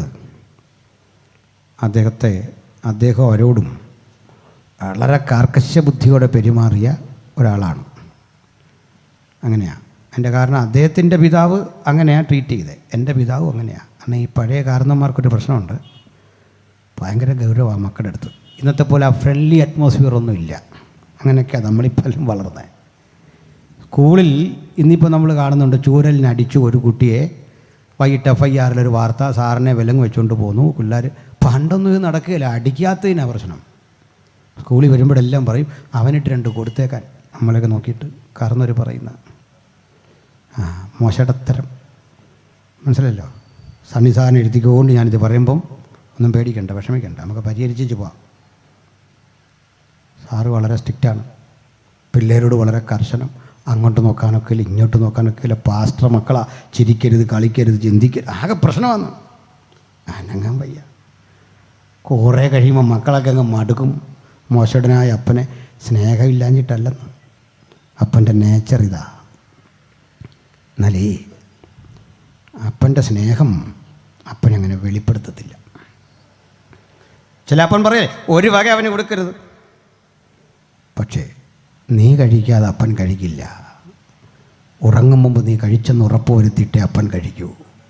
നിൻ്റെ ക്ഷേമം അറിഞ്ഞിട്ടേ അപ്പൻ ചായ കുടിക്കൂ. അതാണ് അപ്പൻ, വെളിപ്പെടുത്തൂല. ഇങ്ങനത്തെ ഏതോ ഒരു ഈഗോ അപ്പനെ ഭരിക്കും, നമ്മുടെ മുമ്പിൽ സമ്മതിച്ച് തരികയില്ല. പക്ഷേ ഇപ്പോൾ ഈ ഈഗോ ഒക്കെ പോയി. എന്താണെന്നറിയണ്ടേ, ഈ സണ്ണി സാറിൻ്റെ കൊച്ചുമക്കളായി. കൊച്ചുമക്കൾ വന്നിട്ട് വല്യപ്പൻ്റെ ദേഹത്ത് കാണിക്കുന്ന കലാപരിപാടികൾ കണ്ടിട്ടുണ്ടോ? ചവിട്ടുക, തുപ്പുക, ചെവിക്കുറ്റിക്കൊരു അടി കൊടുക്കുക, തലമുടിയെ പിടിച്ച് വലിയ ഈ പരിസരശുദ്ധിയൊക്കെ ഭയങ്കര കാര്യമായിട്ട് കാണുന്ന അപ്പൻ, മക്കളെ അതിന് തല്ലുന്നപ്പൻ, പെൺകുട്ടികളെയൊക്കെ വീട് വൃത്തിക്കിടാത്തതിന് ചെവിക്ക് പിടിക്കുന്ന അപ്പൻ, ഈ കൊച്ചുമകൻ കടിച്ചു തുപ്പിയ കടലമുട്ടായി വായിലോട്ട് വെച്ച് കൊടുക്കുമ്പോൾ തിന്നുന്നുണ്ടോ? എന്താ കാര്യം? എൻ്റെ കാര്യം ഇത്രേ ഉള്ളൂ. നിന്നോടുള്ള സ്നേഹം, നിന്നെ തല്ലിൻ്റെ അന്നും ഒരു മുറിവേറ്റത് അപ്പന് ഹൃദയത്തിൽ. ആ സ്നേഹം നിനക്ക് തിരിച്ചു തരാൻ ആഗ്രഹിച്ചിട്ട് കഴിയാതെ പോയതുകൊണ്ട് ആ സ്നേഹമൊക്കെ ഈ കുഞ്ഞിന് കൊടുക്കുക. ഈ കുഞ്ഞിലൂടെ അപ്പൻ നിൻ്റെ സ്നേഹം പൂരിപ്പിക്കുക. ഇതാ സ്വർഗസ്ഥ പിതാവ് ഇപ്പം നമുക്ക് ചെയ്യുന്നതെന്ന്. പുത്രൻ മുഖാന്തിരം നാം ഇന്ന് ആസ്വദിക്കുന്ന സ്നേഹം, ആ സ്നേഹത്തിൻ്റെ പ്രകടനമാണ് ഭക്തൻ്റെ ആരാധന. സൃഷ്ടാവിനെ വണങ്ങുന്നതിനപ്പുറത്ത് അപ്പനും മകനും തമ്മിലുള്ള ദീർഘമായ ഗാഠബന്ധത്തിൻ്റെ ഊഷ്മളത. അവിടെ അപ്പൻ ചിലപ്പോഴൊക്കെ തോൽക്കുന്നു. പെൺകുട്ടിയോടുള്ള ബന്ധത്തിൽ പറയാം. പെൺപിള്ളേർ പറയില്ലേ, അപ്പ എന്നോട് അങ്ങനെ പറഞ്ഞത് എനിക്ക് സങ്കടമായിപ്പോയി, അത് സഹിക്കാൻ നമുക്ക് വയ്യ, തല്ലിയതിനേക്കാൾ കഷ്ടം അത് കേൾക്കാൻ വയ്യവക്ക്. മമ്മി എന്ത് പറയും? നിങ്ങളായി കൊച്ചിനെ കളയുന്നേ. അപ്പ എന്ത് ചെയ്യും? ഈ കുഞ്ഞിനെ പിടിച്ചു പൊക്കി പ്രായം പോലും നോക്കാതെ അപ്പ കോംപ്രമൈസ് ചെയ്തെങ്കിലേ കുഞ്ഞിന് ഭക്ഷണം കഴിക്കൂ. എന്നെ സ്നേഹിക്കുന്ന ദൈവത്തെയാ, ഇങ്ങനെ എന്നോട് കോംപ്രമൈസ് ചെയ്ത ദൈവത്തെയാ ഞാൻ തിരുവെഴുത്തി കാണുന്ന എൻ്റെ സ്നേഹിത. ഈ ബന്ധം കൂടാതെ ഒരാളെങ്കിലും ഉണ്ടോ? കാൺമീൻ നാം ദൈവമക്കളെന്ന് വിളിക്കപ്പെടുവാൻ എത്ര വലിയ സ്നേഹം പിതാവ് നമുക്ക് നൽകിയിരിക്കുന്നു. സ്നേഹത്തിൻ്റെ ഊഷ്മളമായ ആ ബന്ധം നമുക്ക് തമ്പുരാനോട് പുതുക്കാം. എല്ലാവരും കണ്ണുകൾ അടച്ചാട്ടെ. പ്രാർത്ഥനാ നിർഭരമായ അന്തരീക്ഷത്തിൽ ഏവരും എഴുന്നേറ്റ് നിന്നാട്ടെ. നമ്മുടെ ദൈവത്തിൻ്റെ സാന്നിധ്യം നമുക്ക് ആ അളവിൽ ആസ്വദിച്ചറിയാം. ദൈവമേ, അങ്ങയോട് പിതൃസഹജമായ ബഹുമാനം, ഒപ്പം പുത്രനിലൂടെ ഞങ്ങൾ അനുഭവിച്ച വീണ്ടെടുപ്പിൻ്റെ സ്നേഹനിർഭരമായ പ്രക്രിയയിൽ ഞങ്ങൾ നിന്നെ വിശ്വാസത്താൽ സ്പർശിക്കുന്നു. ഞങ്ങൾ അങ്ങേ ആസ്വദിക്കുന്നു. ആ വലിയ പ്രതീക്ഷയോടെ നമുക്ക് യേശുവിനെ അനുധാവനം ചെയ്യാം. യേശുവിനെ ഹൃദയത്തിൽ സ്വീകരിക്കാം. നമ്മെ തന്നെ കർത്തൃകരങ്ങളിൽ ഏൽപ്പിക്കാം. ഈ വചനങ്ങളാൽ കർത്താവ് നമ്മളെ അനുഗ്രഹിക്കട്ടെ. തുടർന്നുള്ള കാര്യങ്ങൾ കർത്തൃദാസന്മാർ നിർവഹിക്കും. കർത്താവ് നമ്മളെ സഹായിക്കട്ടെ.